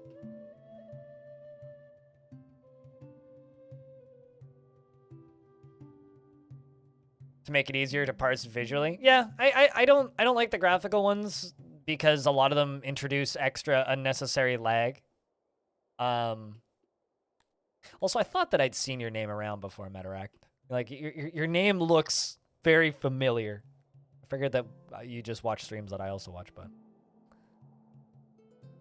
vanilla can be very quiet. See, I dislike the sounds. I don't like sound sense at all. I think it's annoying as shit. Like those sound effects are all like from free libraries, or like some of them like they don't have the rights to use them. Like there's a lot of like weird free things in there that I just I don't know. It makes my hair kind of stand on end. It's like the Simon Schurer music stuff is great, I think, but the sound effects stuff I don't like. Yeah, the fan-made music for Dwarf Fortress is great. Like, Simon Schurer's music is phenomenal, but I'm not a fan of the sound effects at all.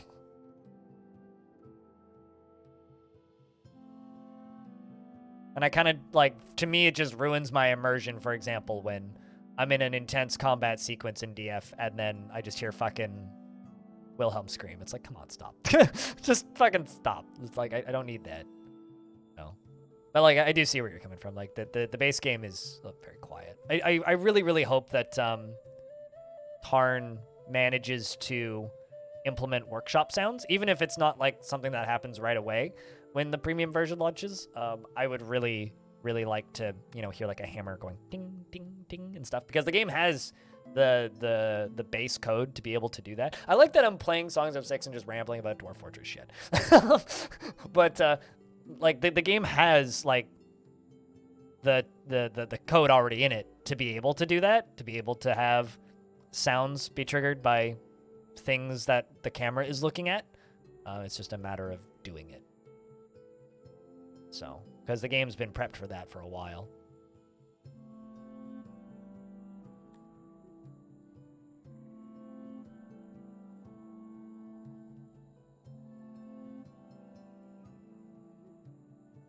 There's a random kangaroo vomiting for a whole season because your ranger didn't finish it off. Yep. Yeah. No. Like, I don't know. There's a lot of there's some nice bits about sound sense, but I wouldn't want to use it personally. It can be useful for people who are maybe like, you know, need or have a hard time noticing like the little announcements popping up. Later, Anonymous. Have a good one. Seems a little late for breakfast, but...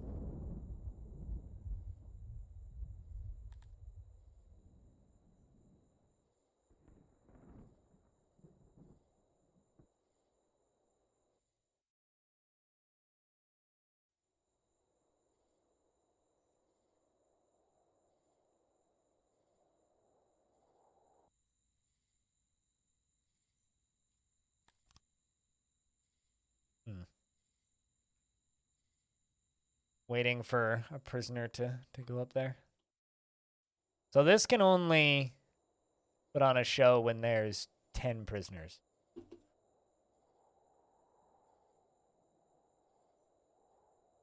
So here's the fun of this game, right? Every species has different needs and wants, right? Some of them hate square, air quotes, rooms. So some of them really like rooms like this, right? Whereas in other cases, some of them really like rooms like this that are not square. But something that's funny about this is technically round because it's not square. The game's definition of round is kind of loose. Like this isn't round, this is square, but this is round. So not sure where the actual score is in this screen.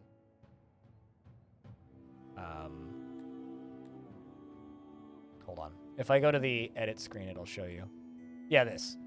So shape, square, 72%, organic, 28%. So this is 20% organic shaped human murder temple. Whereas like this right here is 100% organic shape. Whereas this is 100% square. What about the race that only likes L-shaped rooms? Here, let me see if I can find the actual stat.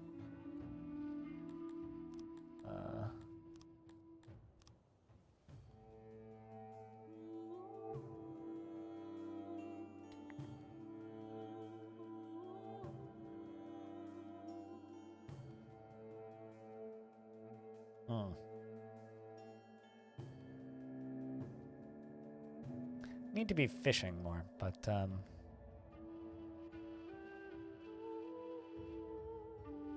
I've found it before, but it's one of those like I found it before and I'm never gonna find it again because there's too much information in this game.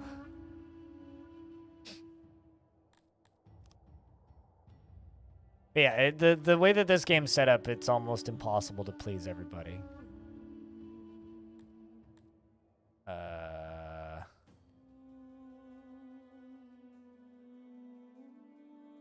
They also hate wooden buildings. They like stone buildings, and they really like grand buildings. I should make some housing blocks out of cut stone, actually. Something I should start doing. So it's like these guys only like super fancy buildings, and they hate the wooden buildings, and everything I have is made out of wood. But like, what about you guys? They 100% like wooden buildings. They kind of like grand buildings, and they hate stone building, and they don't like stone buildings, and they hate living in the mountains.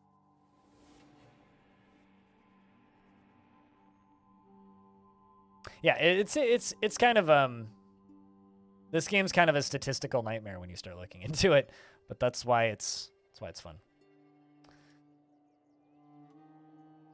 DF sounds would be greatly improved by viewport proximity affecting the volume. Absolutely, yeah. Which is what Dwarf Fortress has the capability to have. It's just a matter of Tarn implementing it.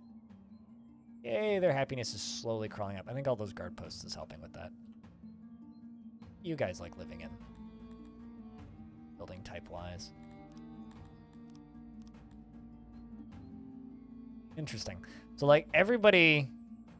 So humans... Okay.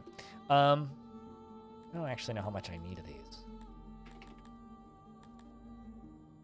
Let's just make a set of flat houses out of stone.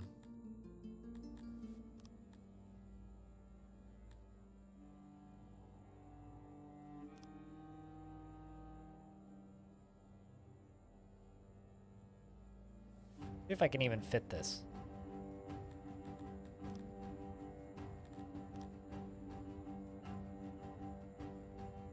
If I do that and that. Take 1,300 stone bricks. Actually, like, perfect size. It's a very expensive building.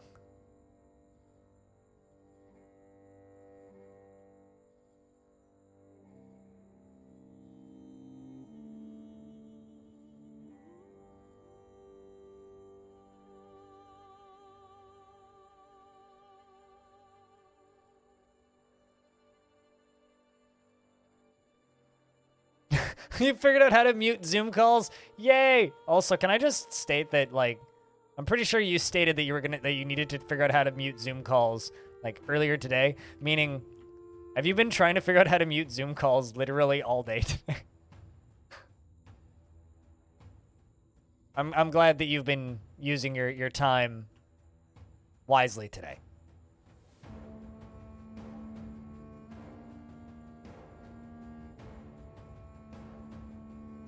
I'll just build all of these just for my own sanity.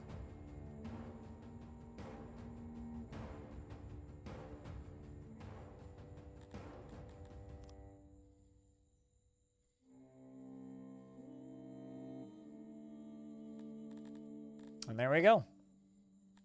This is a very square building, but it's going to be made out of stone. It's going to be attached to the back of the arena. This is like when they build a new racetrack and then they put very expensive apartments next to the racetrack, and then people, once they move in, realize how loud racetracks are and go, fuck, just like this arena. It's just like a racetrack, except you get to hear the screams of death once every couple weeks. Which better than work? Twitch equals work for me, sir.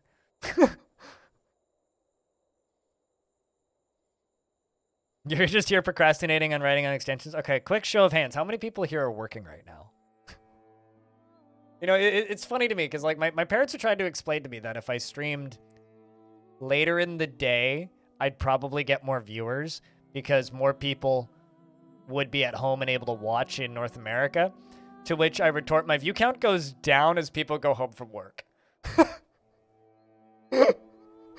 Which is like accurate. It's like work's over for people. They're like, all right, fine, work's over. I'm going to go do other things now. It's like literally, it's like my view count drops as people get off work.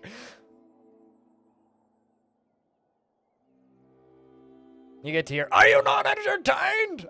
I've been talking about needing to rewatch Gladiator. I want to know if that movie holds up. Is that not why you are here? Some of my favorite, like, speeches in film are from that movie.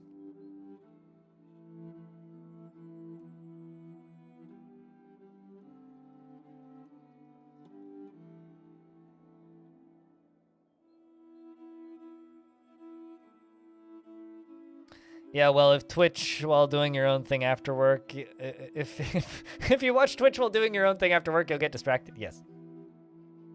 Can't have that. Can't have any getting distracted while you're doing important, not work-related things.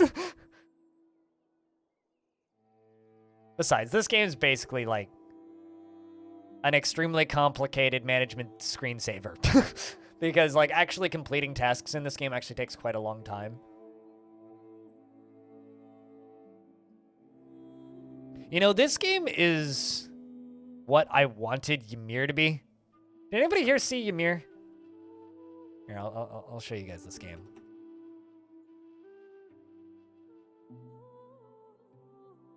Give me a second.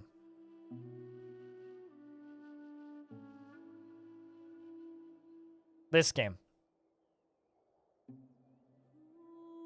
Which in, like, screenshots looks like this incredible, cool-looking city builder with, like, kind of weird metadata over top. And then you realize that it's an MMO and, like, doing anything requires, like, at least 10 people to be able to set up the proper trade routes. And then you realize that there isn't enough people to fill a server for this game, except for, like, the official servers. And those people are not super friendly to newbies. And then you realize that the single player is, like, brokenly unplayable. And you just get sad. Looks like OG Stronghold. Imagine OG Stronghold, but every single player controls, okay. Resources are very city specific in that game. So you'll build a city and you'll spend like 3 months real time building your city. And it keeps going when you're not playing, obviously. So you'll spend like 3 months real time building your city. And then other city decides they just want your resources, so they just wipe you off the face of the earth, or they buy your resources. So like in order to actually play that game, you need to be like actually communicating and talking with other players, because if they decide that they want your shit and you don't trade it to them quick enough, they will literally just like kill you and take your stuff. And it's just not a very welcoming game. Like that is a game that I've wanted to stream for a really long time, but the problem with it is like play sessions for it are really short too. Like you will build you'll sit down and you'll click your icons and you'll be done playing in like 30 minutes. Because now it's going to take 2 days for everything to build. Because you need to wait for shipments of resources from other players, and then you need your guys to actually build shit. But like, it's actually like maybe my dream game. And it's got an absolutely incredible like in-game marketplace where you buy and sell and trade resources. Like some of the best economic management I've maybe ever seen in a city builders in that thing. But no one will ever give a shit because of the way it's set up. This game. Ymir. It's like Pig Stronghold. And it's like a single developer and he patches it like once every 8 months. It's like... It's a ridiculously cool game.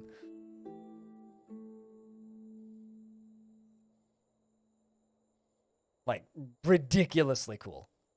Some of the UI is, like, clunky, but it's actually, like, maybe my dream game. Like, if I were to just, like, make up a game for you and spitball it, it'd be like, All right, so like it's like Civilization, but you build one city and it's an MMO, and every tile in the entire map is controlled by a different player, and you need like 100 players to build a thing. Like in theory, it's like super fucking cool.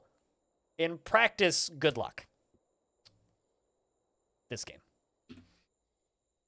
Oops, wrong button.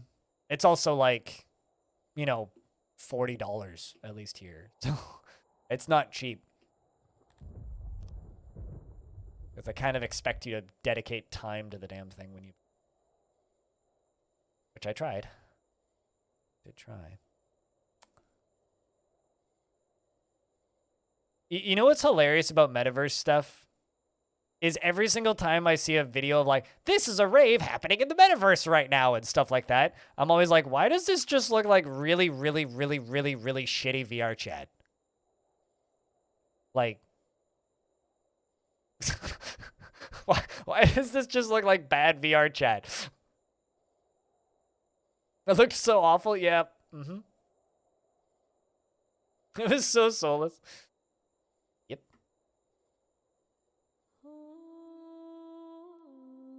There's a really good quote that came out of Vice, I think, which is from a developer who is making a metaverse connected game project thing. And they stated that the reason all metaverse projects are so focused on the blockchain aspects of it. Why am I digging into something with it? I don't want to be doing that. Delete job is what I want. The reason they're dedicating so hard to like NFTs and metaverse stuff is because it's easier to sell crypto people on the concept of having NFTs in a video game than it is to sell them on a good video game concept. So a lot of these projects are going in with no actual concept of how they're going to make a video game. They just go in with the, all right, so this is our method of getting funding. We're going to make a video game, and it's going to be this, and it's going to be great. It's going to be based on these things that you pumped a lot of money into. It's like they're all just trying to make No Man's Sky, basically. Why do I keep saying No Man's Sky? Star Citizen. Poor No Man's Sky. They don't deserve that kind of abuse. They're all just trying to make Star Citizen. Except with less planning.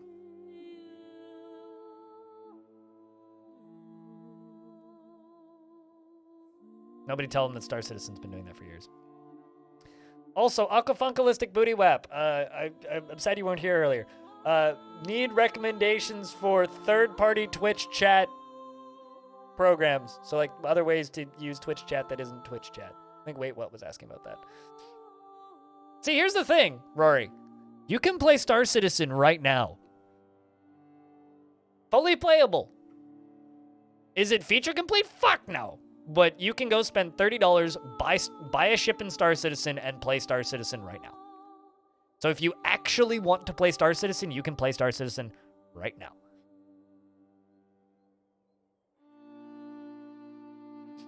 That's the one that I recommended, all right.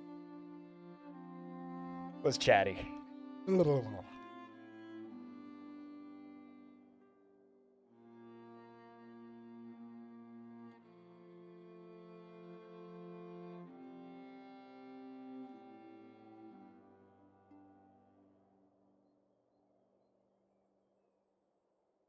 You just want the full experience or feature complete? See, here's the thing.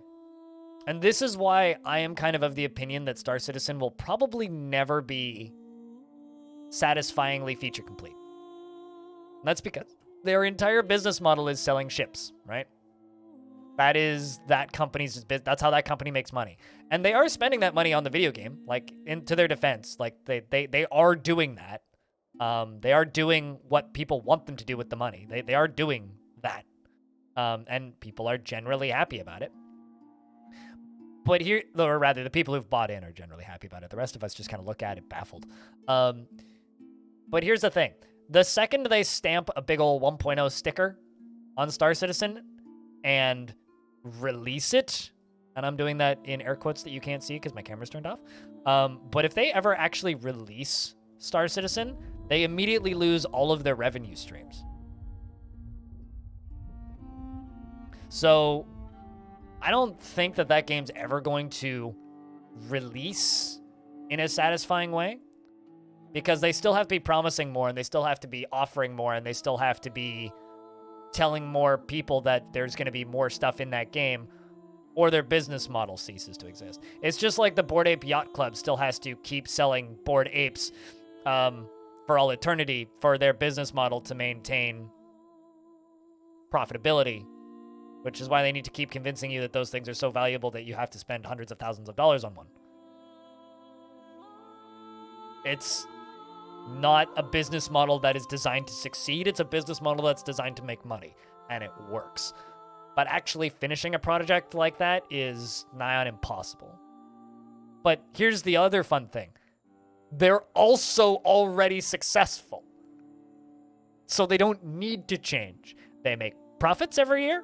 They pay their employees. They've expanded a number of times in the last 5 years.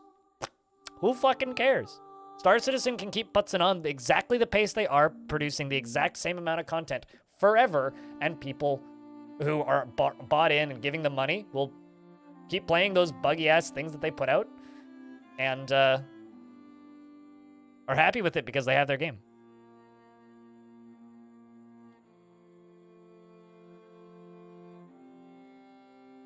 So, you know, is what it is. Slaver. I don't need slaves, and I also don't have any to sell, so. Yeah, I don't need to buy anybody. Followed the Kickstarter and got into it for some years, but honestly, you haven't played the game in 3 years. Kind of turned into something you weren't into, and that was hard to know at the start. A lot of guesswork, and the game is a garage. When the game is just a garage sim. No, I completely agree. I mean, the thing that I'm actually interested in for Star Citizen is a game I will probably never play, which is that Squadron 42 stuff. I would like to play that single player stuff, but will that ever release in a meaningful fashion? I don't know.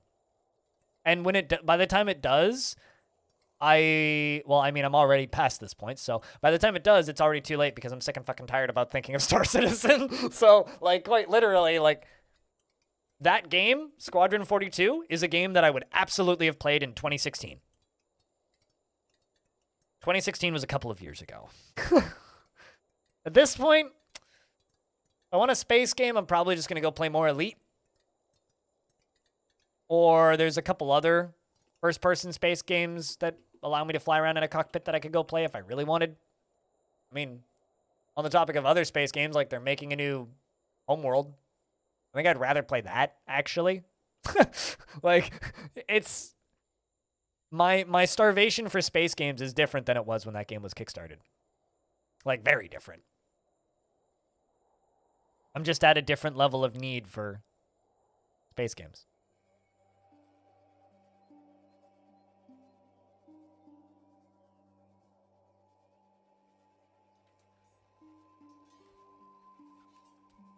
You lost it when you had to take the train to get your spaceship? One of my favorite quotes, or hold on, let's see if I can find this. Star Citizen Ice Cube Simulation.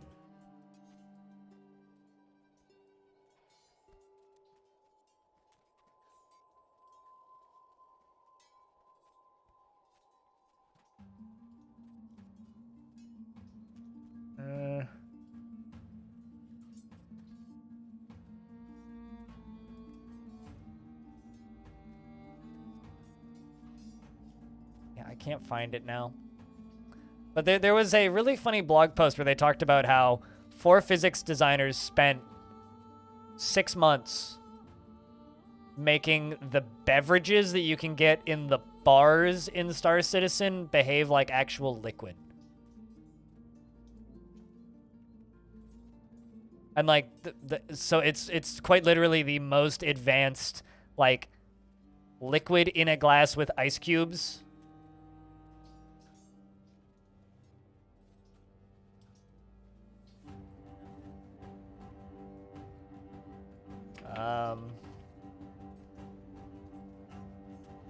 Star Citizen beverages.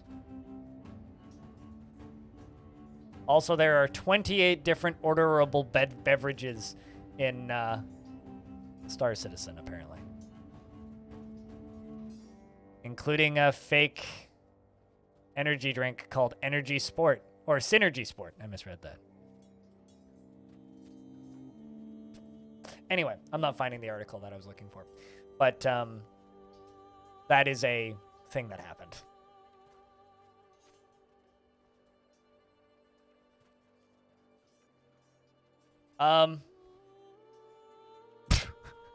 Chad, can I ask you guys a dumb question?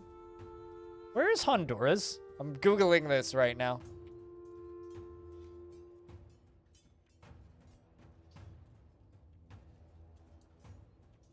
Where is that country? Central America. Okay, so just south of Mexico. Apparently, my podcast is the number one or the Halcyon Frequency podcast is the number one video games podcast in the Honduras. All right then. We're at the point now where it's been around long enough where we're starting to get our rankings. Apparently, we are the number one video games podcast in the Honduras. Shoutouts to maybe like the one person that's listened to it. That's kind of amazing.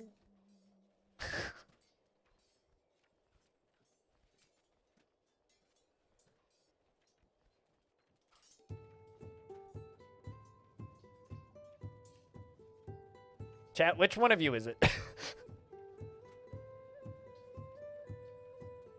Going for simulation, it became a bit too much for you. A lot of people absolutely love this stuff, though, so you're not going to critique it on that. I will absolutely, and I encourage you to as well, critique the business model of Star Citizen, because it's scummy at best and terrifyingly manipulative at worst. But that being said, as far as Kickstarted projects go, or crowdfunded projects that are successful, that are taking a bajillion years to develop, at the very least, they are giving people what they want. The majority of the community for that game is happy with that game. And I know a couple of people who stream Star Citizen practically all day, every day. I mean, a smaller warehouse for rocks. So as much as I take a lot of pause with their business model, with the way they monetize the development of that game, as much as that concerns me, it's really the not the biggest thing to be worried about with Star Citizen. I'd be much more concerned with them like one day running out of money and then walking away from it. That's what I'd be concerned about. But like, as a game, it's what it is. It's actually doing exactly what people wanted it to do. I also just realized I'm making this out of the wrong wall type. Make it just a stone building. I think you can also just rebuild buildings, can't you? What do you hear? Renovate. Stone. Accept.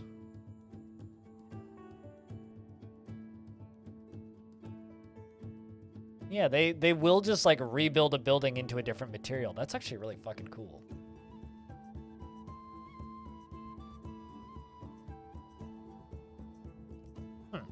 Neat. Let's do that with this one too.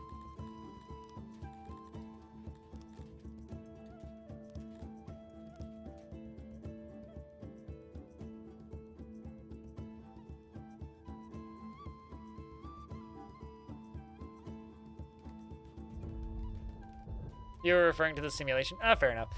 My big issue with Star Citizen, though, as of the last time I looked at it, though, is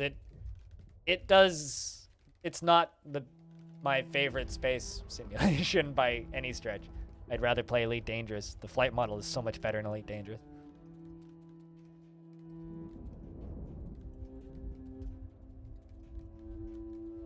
There's ore in one of your planned room placements? I mean, rip it out. Iron is great. Don't diss Iron, Ming. That would have to be extreme mismanagement for that game to ever run out of funding at this point. Yeah, but they have, what, 4 studios? I mean, they're practically the size of a AAA publisher. You know, actually what I'm expecting to happen with Star Citizen is it's probably going to keep going for another 2 or 3 years. It's going to get close to releasing something major, and then Microsoft's going to buy them. That's my expectation with Star Citizen. I think they're going to get bought by Microsoft. That or the literal second that community gets even remotely annoyed with anything they've done, they're going to get bought by Microsoft. That's my prediction with Star Citizen. Is they're just going to suddenly get bought by somebody major like that. Well, I mean, see, here's the thing, right? You could absolutely put the flight sim people on that. You could absolutely do that. Microsoft buys DF Win. I don't think DF is for sale. You know how they say that everything is for sale for the right price, right? I don't think there is a price for DF. I mean, I could be wrong, but I think that if somebody showed up and said, hey, Tarn Adams, do you want, I don't know, $1 billion for Dwarf Fortress? I don't know what he'd say. Didn't that happen last time with Chris? What, with Wing Commander? I think you might be right, actually. Or wait, no, not Wing Commander. The thing that he worked on after that. I never played it. Fuck, what was that game called? Freelancer? No. Shit. Somebody help me out here. I don't know. They all kind of run together in my brain. It was a space game with the furries.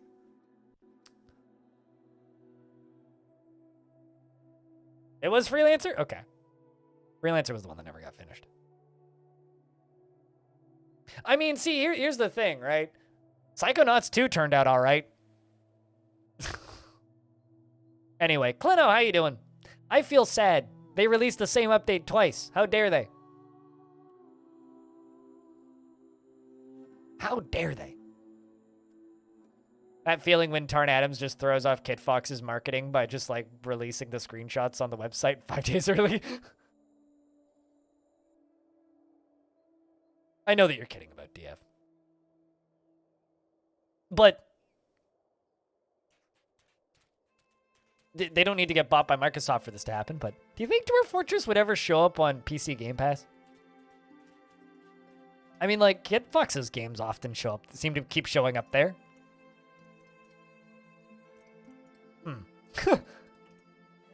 Like Paparazzi's on there.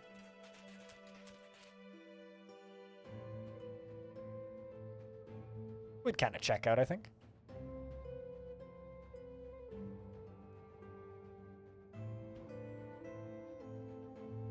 To a degree, anyway.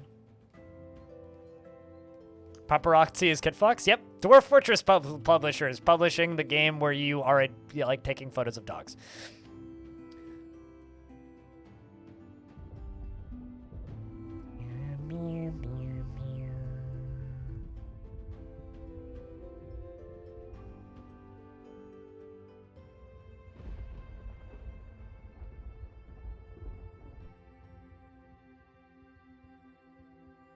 We should always get the Steam update on Wednesday.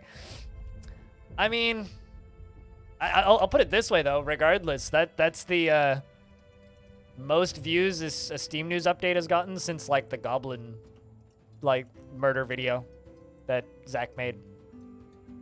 So, people are very excited about World Gen. Any other games to look forward to in 22? Is it fair to say Stalker 2? Like, I don't know if I'm looking forward to Stalker 2. That's like that game's gonna be terrible when it comes out, and I'll be sad. Any games to legitimately look forward to in 22? I mean, Dwarf Fortress, maybe. Hold on, let me look at my wish list. What is coming out in 22 that I could, like, throw at a look at? Is that System Shock remake ever coming out? I just had to say that out loud. There's a game called The First Men that I'm looking forward to. I don't care about FromSoft games, so I wouldn't say that, but you can. I'm very curious about The First Men. The First Men looks really neat. I hope Brigador Killers comes out in 22. It's a game called Skald, which I'm looking forward to. Skald. Relic Space is supposed to come out this year, allegedly. Here, I'll just do this. The First Man, game I'm looking forward to.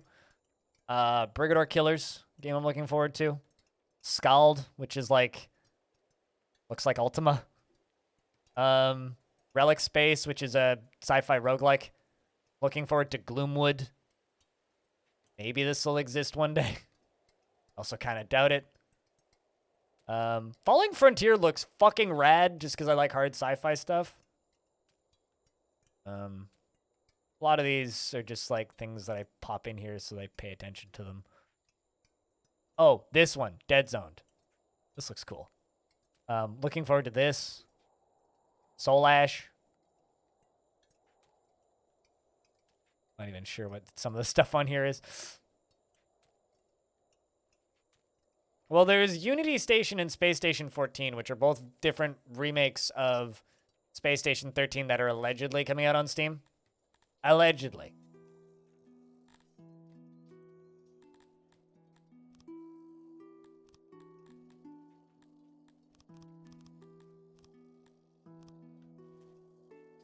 Published by Kit Fox, made by a company called Sunday Month. Isn't Sunday Month like one person though?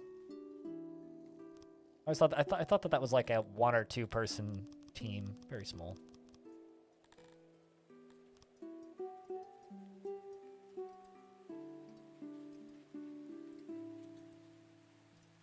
Silk Song Meme Strong, never played the first one, so.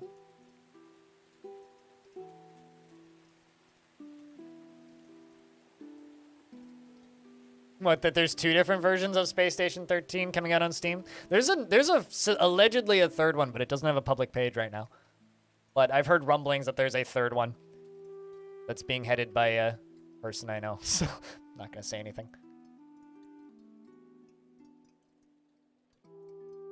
Except you were a mouse? You know what would be an incredible game like that? Is if somebody would take those, American Tail games or movies, you know, the franchise American Tail. If they took that and made a series of like platformers in that fashion, I think that would be incredible.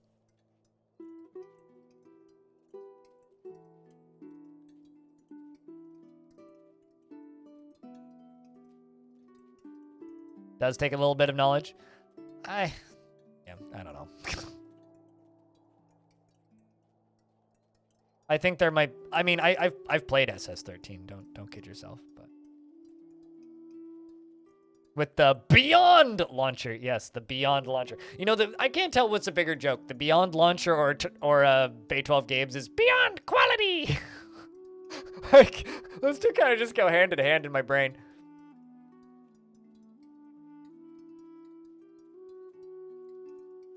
Yeah, that too. Wave depletion, that could work as well.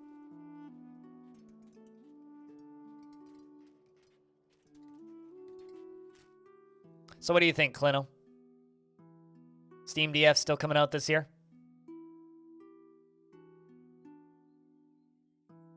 I'm like maybe way more hopeful than I should be.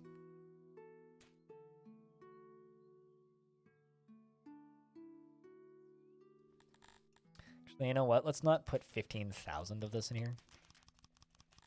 The rest can be this.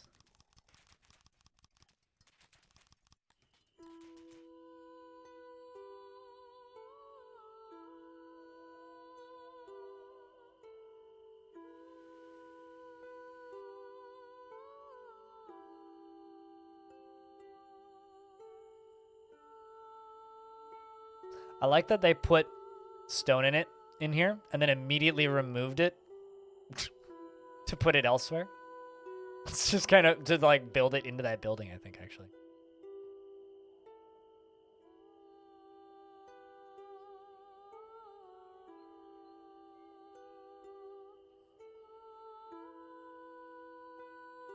The 73% happiness, it's a bit better.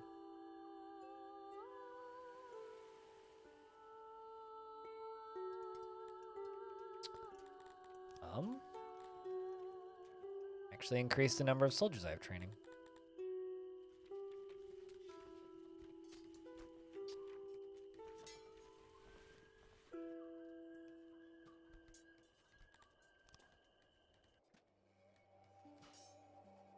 And I can also this.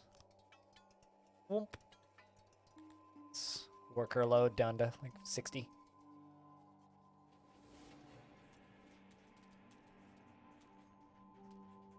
I've only ever seen one person, but to be fair, Alexander is virtually the only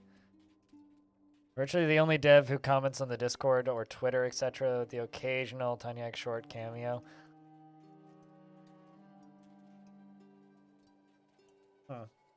I know that game seemed like, right? Like don't get me wrong. I think that game's adorable and has a lot to like for it, and is a lovely little alternative to Pokemon Snap. But that game seems very bare bones and budget in a massive way.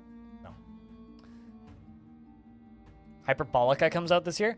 Just looking at that game makes my brain hurt.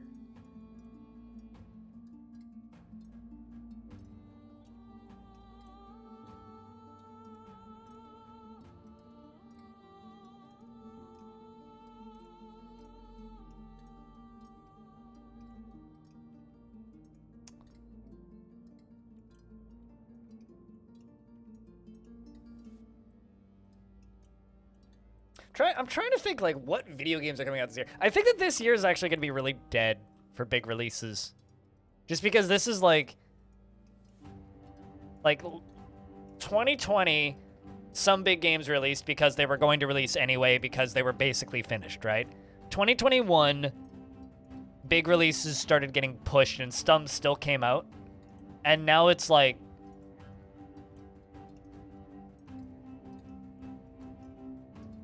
we're starting to see the dead zone of studios that haven't figured out how to work from home yet. Are they swimming? Oh yeah, if you see people naked and in a puddle, they're definitely swimming. Skinny dipping in this game is a skill. Like that. This person's all just like, I'm 6 years old and I'm a full-time woodcutter and I'm tired of hanging out on this farm field, so I'm just gonna go splurt into the water. Just like, you know, these two people. And this is a what exactly? What are you doing? You're pushing a cart filled with bread. What this person is doing. Oh no, I mean, it's a medieval town. What are you gonna do? This is Tinschiller Guffelinger is transporting 13 units of bread, probably north half of the city.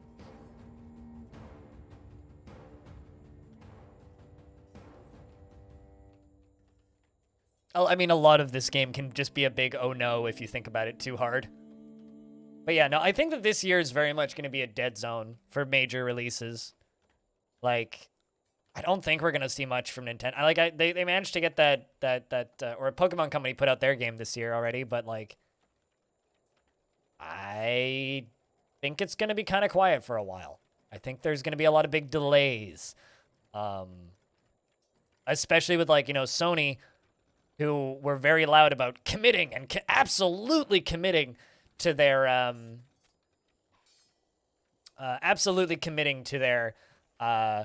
we believe in eras of games, and how they're not going to and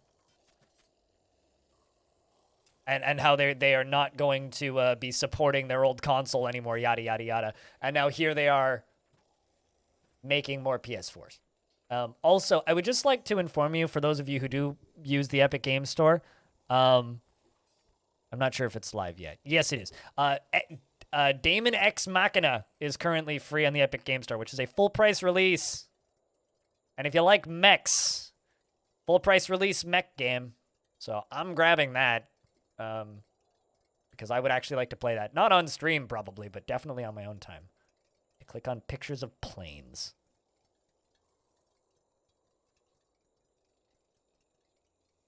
I click on each image containing pictures of planes. Thanks for wasting my time.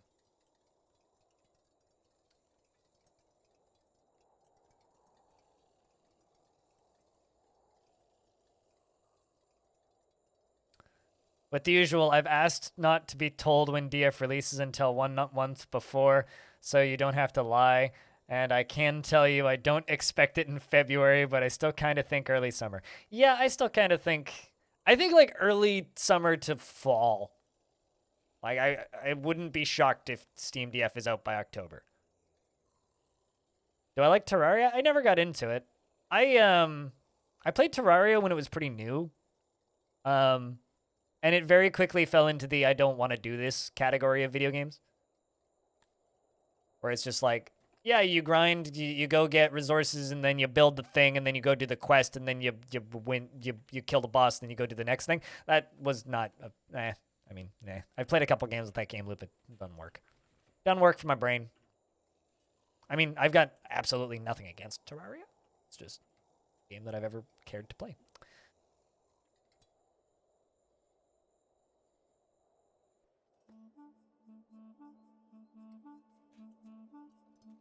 Brigador 55% off on GOG. Hell yeah. That's a game that I'm hoping we'll hear more about this year. Brigador 2. I kind of want to. I wonder if I could. Suddenly sitting here going like, do you guys think a Brigador retrospective would be a good thing for YouTube's?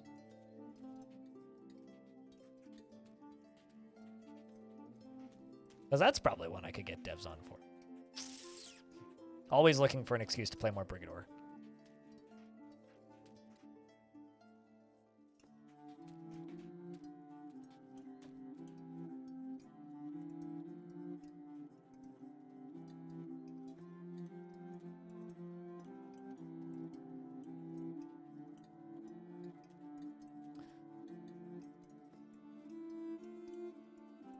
You're not wrong about it being bare bones. It looks like maybe Kitfox is jumping in to help with their release problems. You don't really know? Gotcha.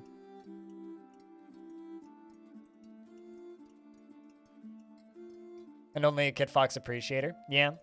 I mean, like, my feeling on Paparazzi is that is a very, very good game for Game Pass. I don't think it's a super good game to purchase. But if you have Game Pass, yeah, download it. Good fun. Good fun for a bit. Kind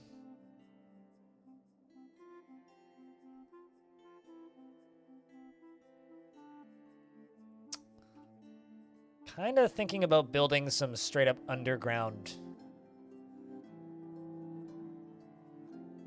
like, housing stuff. Like, I could...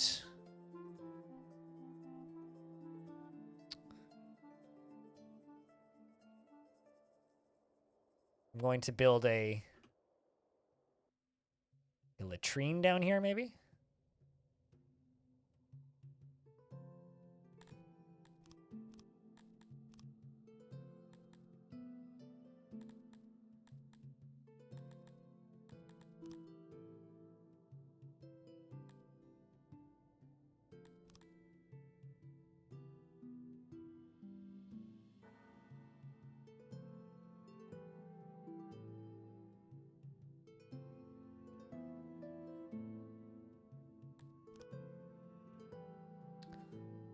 Put in some sinks, ruining the realism.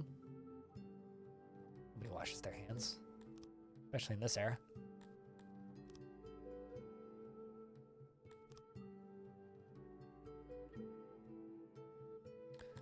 Throw a well down here.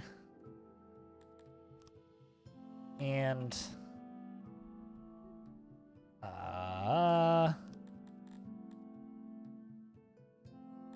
Earth.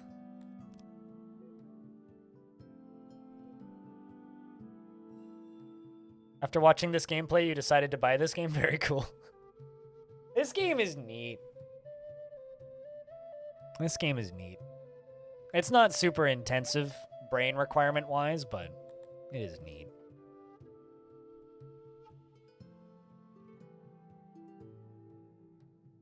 You know, I never really thought about seeing if I could get the Brigador devs in to do a video. Chat, do you guys, if I could get them, what do you think? Brigador retrospective interview series? Maybe not series, but video. If I can get them. I know I could probably get the community for that guy pretty well. The one problem is like that game's actually had some like legitimate drama where they had to boot somebody off the team, and it's a question of whether or not I want to cover that.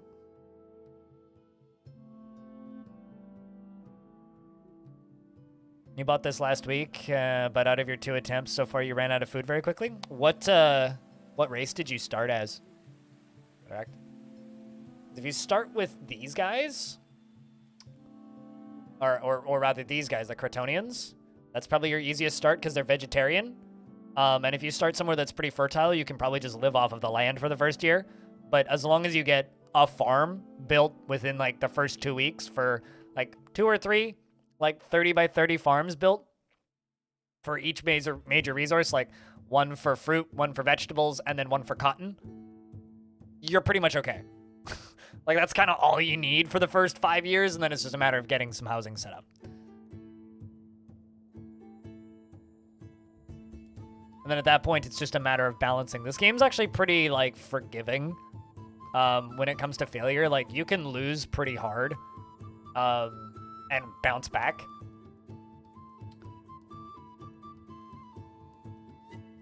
So you're hunting and fishing setup first? Ah, yeah. No, it says that in their description when you select them as your starting race. But, yeah, just don't worry about making any other food sources until... what's the word? Just don't worry about making any other food sources until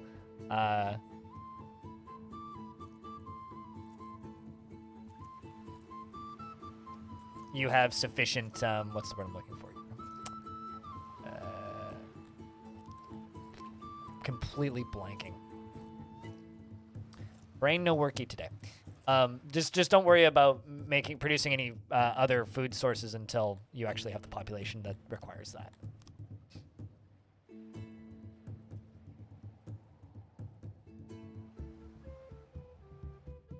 Like with this city, I started off with elves, but very quickly got a couple Cratonians. These guys like meat, so I just started off building livestock because you start with a bunch of livestock and they breed really quickly. So I just built like 1, 2, 3 of these, and then these 2 farms, and that was all the food that I needed for the first like 500 people, pretty much.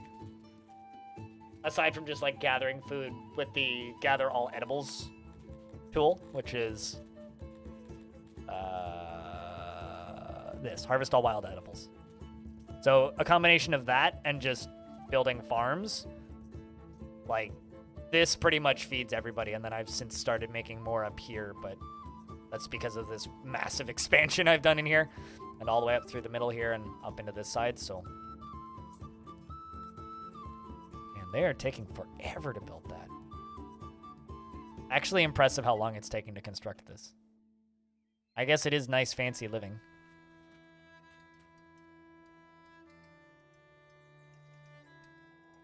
But IDZ, I hope you like it. You enjoy the game.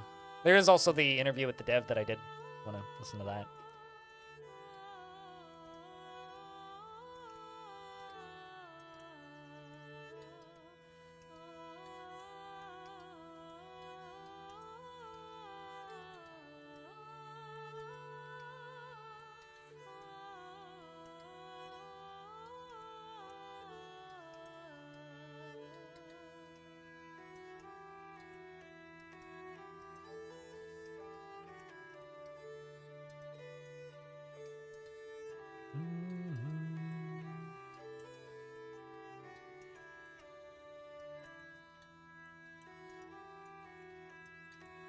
And some of the games that I get emails about.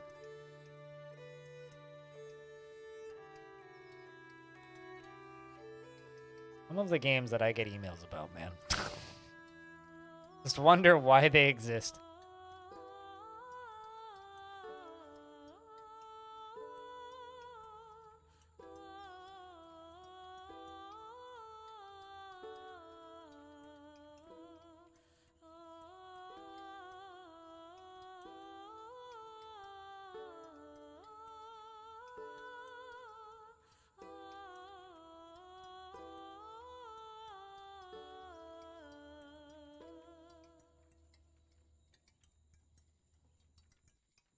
DFB like small farm, small farm feed nation. Man, yeah, that's DF. You know, this game's very much like realistic sized tiles. I mean, I'll be honest. Like the thing that made me get interested in this game initially was the absolutely bonkers massive farm tiles. Like that was the thing that made me interested in this game.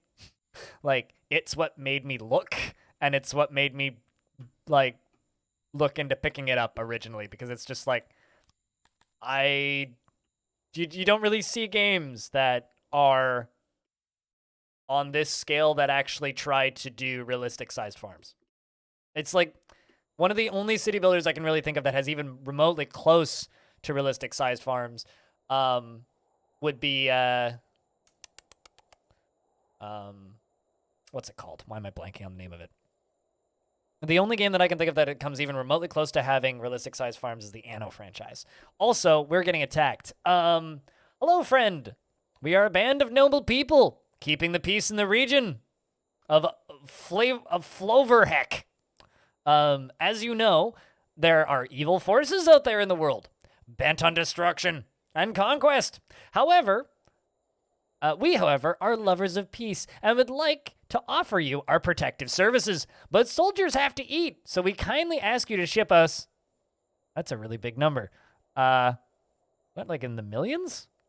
1.3589945 million denarii. And let's say like 10% of your goods in order to keep the peace. It is quite the bargain, and we await your reply. Looking forward to hearing from you within 4 days. Our scouts report that people that these are, and then this is us. Our scouts report that these people have around 1,257 soldiers with 43% training and 48% equipment. That's gonna be a pretty big fight. I do have 1,000 soldiers right now. We certainly have better training and equipment. Let's make 2 more squads views, reals quicks.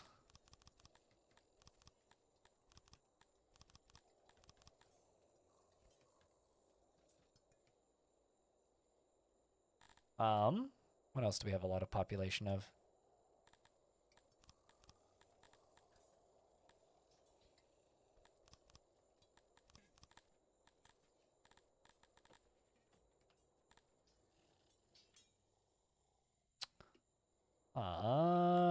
Where did I put my... You'll do. Okay, maximum training. That's the friendliest shakedown. Yeah, until they send their army. Which they're going to do next. I wouldn't quite say it's the friendliest shakedown. But they certainly take manners as their priority.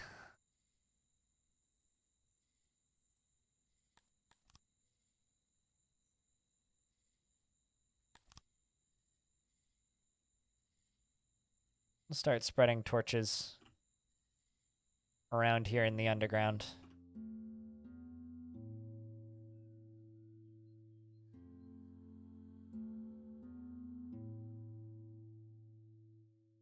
And around the city in general.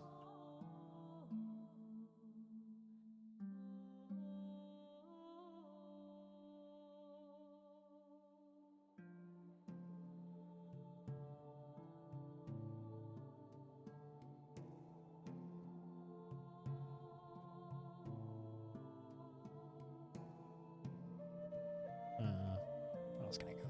There?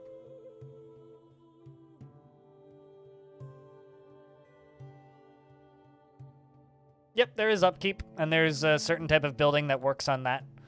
The janitor, this building, works on building upkeep. So if I click on any building, there's the degradation, and then the rate of degradation. So it's 0% damaged because I have people repairing this area and maintaining it, and then this is the rate, the speed at which it degrades. And based on where it is, buildings could get more degradation. So this area down here actually got completely destroyed not too long ago. If I hold down the right mouse button, anything that's yellow is natural degradation that's currently being repaired, or anything that is red is degradation that is not being repaired. This can also be like what's the word I'm looking for here? Like dirt or buildup. There's quite a bit of grime and degradation in here, for example. Like this stuff's degrading. But it's also getting repaired. This area is also like next to a giant mine, so it's probably got something to do with it. But yeah, that's what that is. Town clown? Not town. Well, funny names. Like you can have a. There's a royal position called the Master Baiter, which is the master of the fish guilds, which is hilarious if you're 12. How about humans?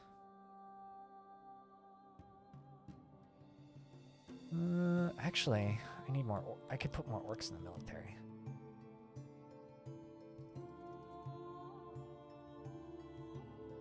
Seem particularly interested. But there's also like, what are they called? These things? Stages? This is like a big stage where they do plays and stuff. This is a smaller stage where they have band performances, and there's an even smaller stage where they do individual performances and such. But like, people just walk up and throw rotten fruit at them, which is kind of amazing. So like, this is all just like rotten vegetables, mostly. You can make them stab each other to death in the prison. You could mass eradicate a certain species and enslave them all with the click of a button. But you want to enslave all the orcs in your city? Press a button. Like that's just an order that you have to say. This game lets you be a terrible person. Also, we're Lord Bob of the Earth and Crowns because Bob is the default name and I've never changed it. Currently, we need 2,500 happy citizens. Currently, we have 2,400 happy citizens. In order to become a king. They do that. Don't worry. I mean, skinny dipping is a skill too, so it comes to silly jobs. Man, I'm getting so much random ore in Texas and I don't know where to put it. All right, here.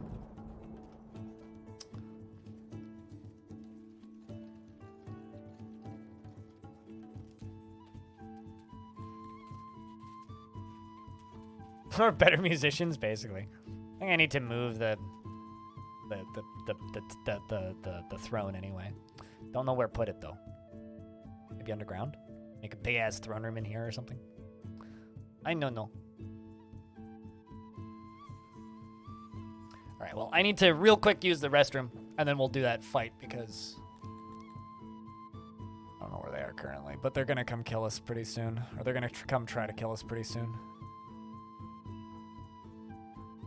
But I'll be back in a sec.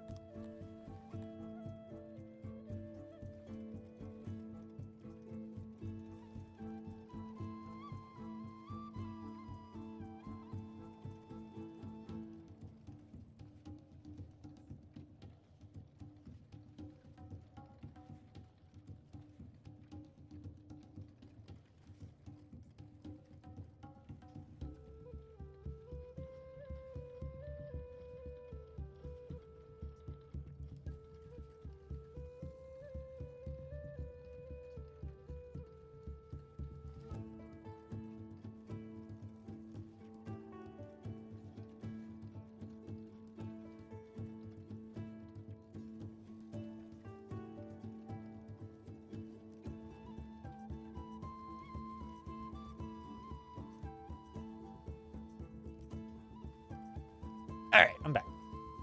Lord Bob, demander of happiness. Yes.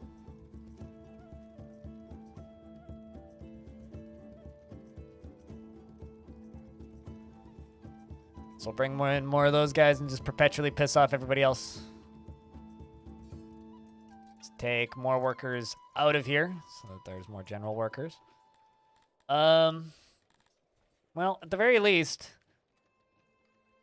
new level unlocked. Hey! Speaking of, we are now King Bob. That's King Bob, sir. We're no longer Lord Bob. Inaccurate information as of 10 seconds ago because we are now King Bob. I don't know what that means. What do I get to do? My bartering goes up. And whatever happiness 50% means. That. I guess generalized happiness goes up? That would be nice. Yeah, so they're going up to 86. So it does make everybody generally happier. That's nice.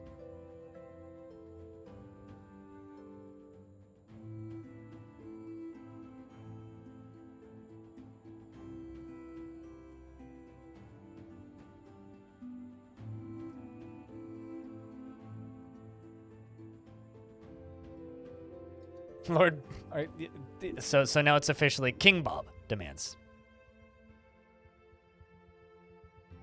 Lord Bob, the ore harvest is right. Well,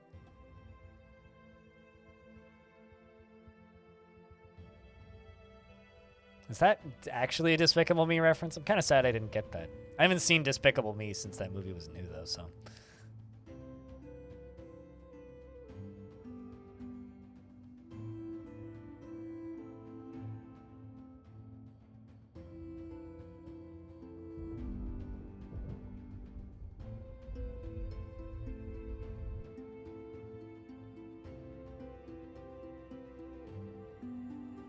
I still maintain, though, that the first Despicable Me is actually a very good film. Perhaps the only good one?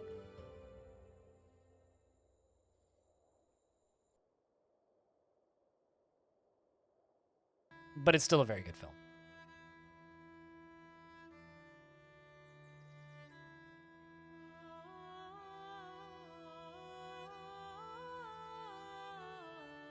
How's your guys' general happiness doing?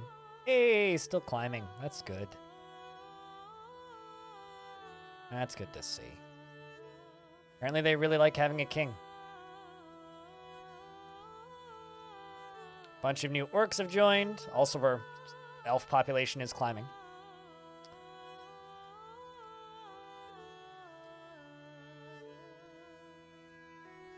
Why does that ruin the fun, Diamond? You remember it being very good? I remember the first Despicable Me being like a solid kids film. And then they just ruined it by overdoing it. Like they literally like should win the award for beating a dead horse.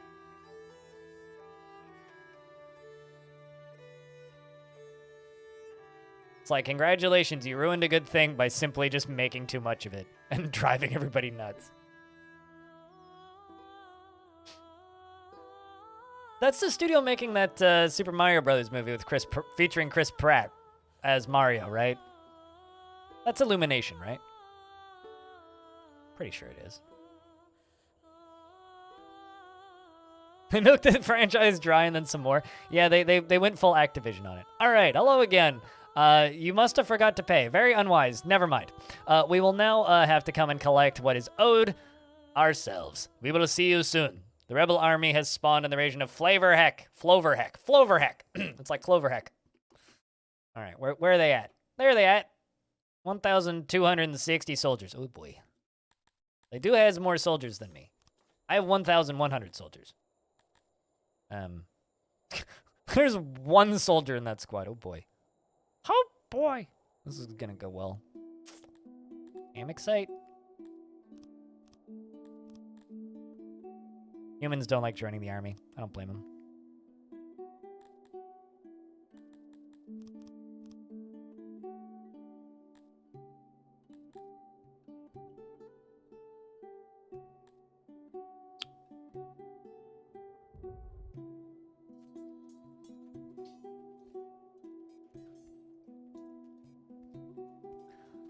Peasants. We aren't too happy. Lord Bob puts on crown peasants. Oh no!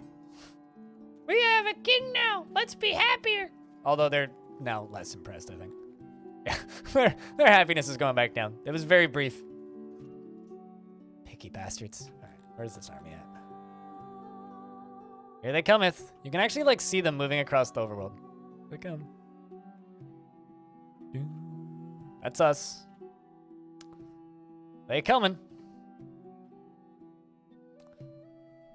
All right.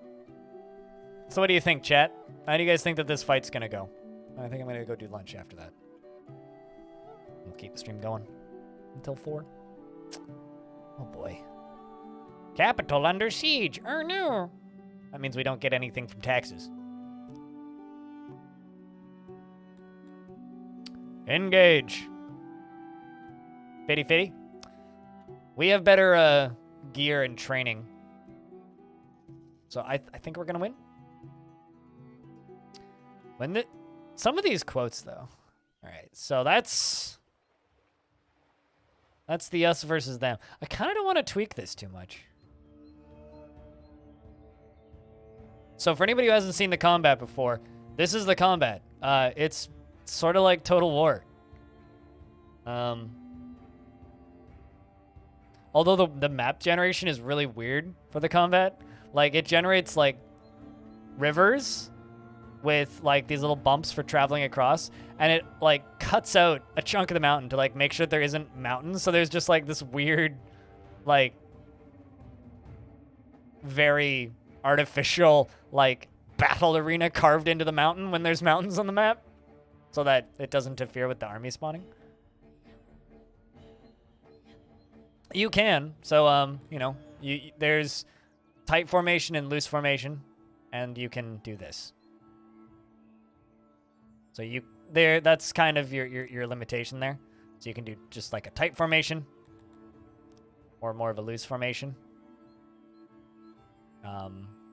It's kind of clunky, and it certainly needs improvement.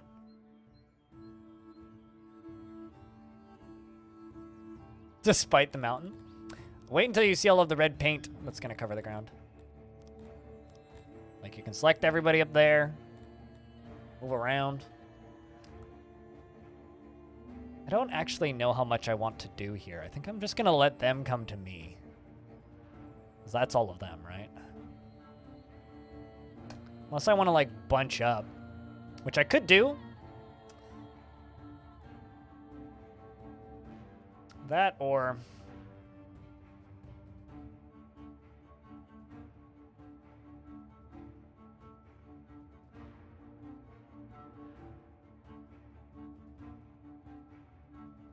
let's do this in a tight formation.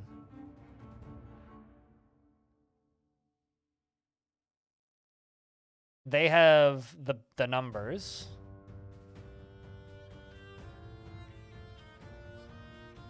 Becoming Kings is just made of wood wrapped in gold foil. Yeah, it's kind of thinking this. And then we'll just kind of aim to grind down this side. Just suck them up. Let's run this at slow speed. Here they come. They're already splitting.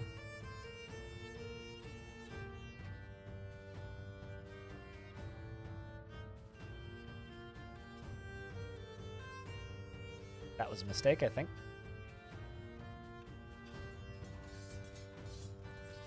Let's just let them collide with this.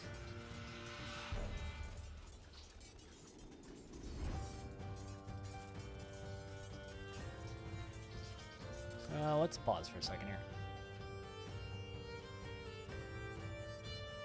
This combat's clunky as all heck. We're pretty surrounded there, but we're worried about morale.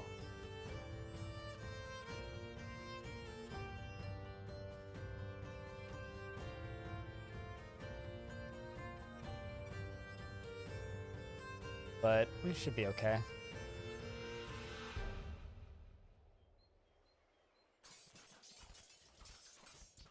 Let's let them keep fighting there.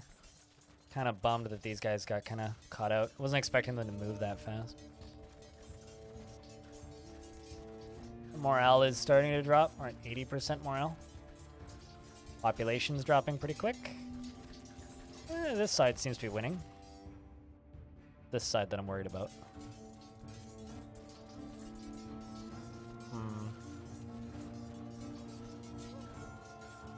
Let's move straight up through. Let's try and force their way through that.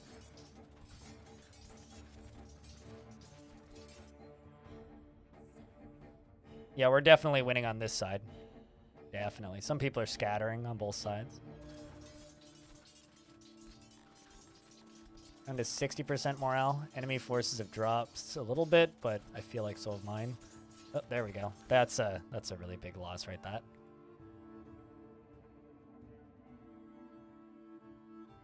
But we managed to make this side scatter. Yeah, my morale just tanked.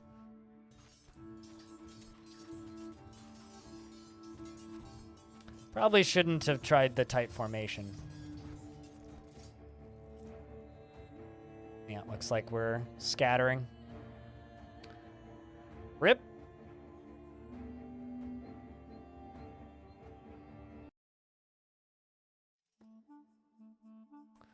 So, fortunately, because they all scattered, didn't lose too much. What's our population sitting at currently?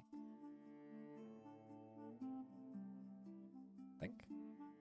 Defeat? Yep. So we lost 1,100. Plus another 324 people. And we gained nothing, obviously. Now my population is fucked for a minute.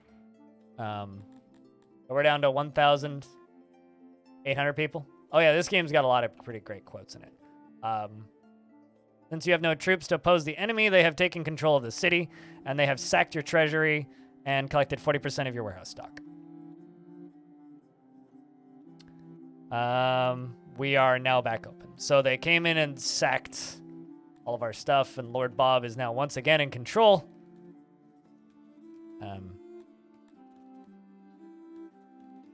But we are down to 1,800 people.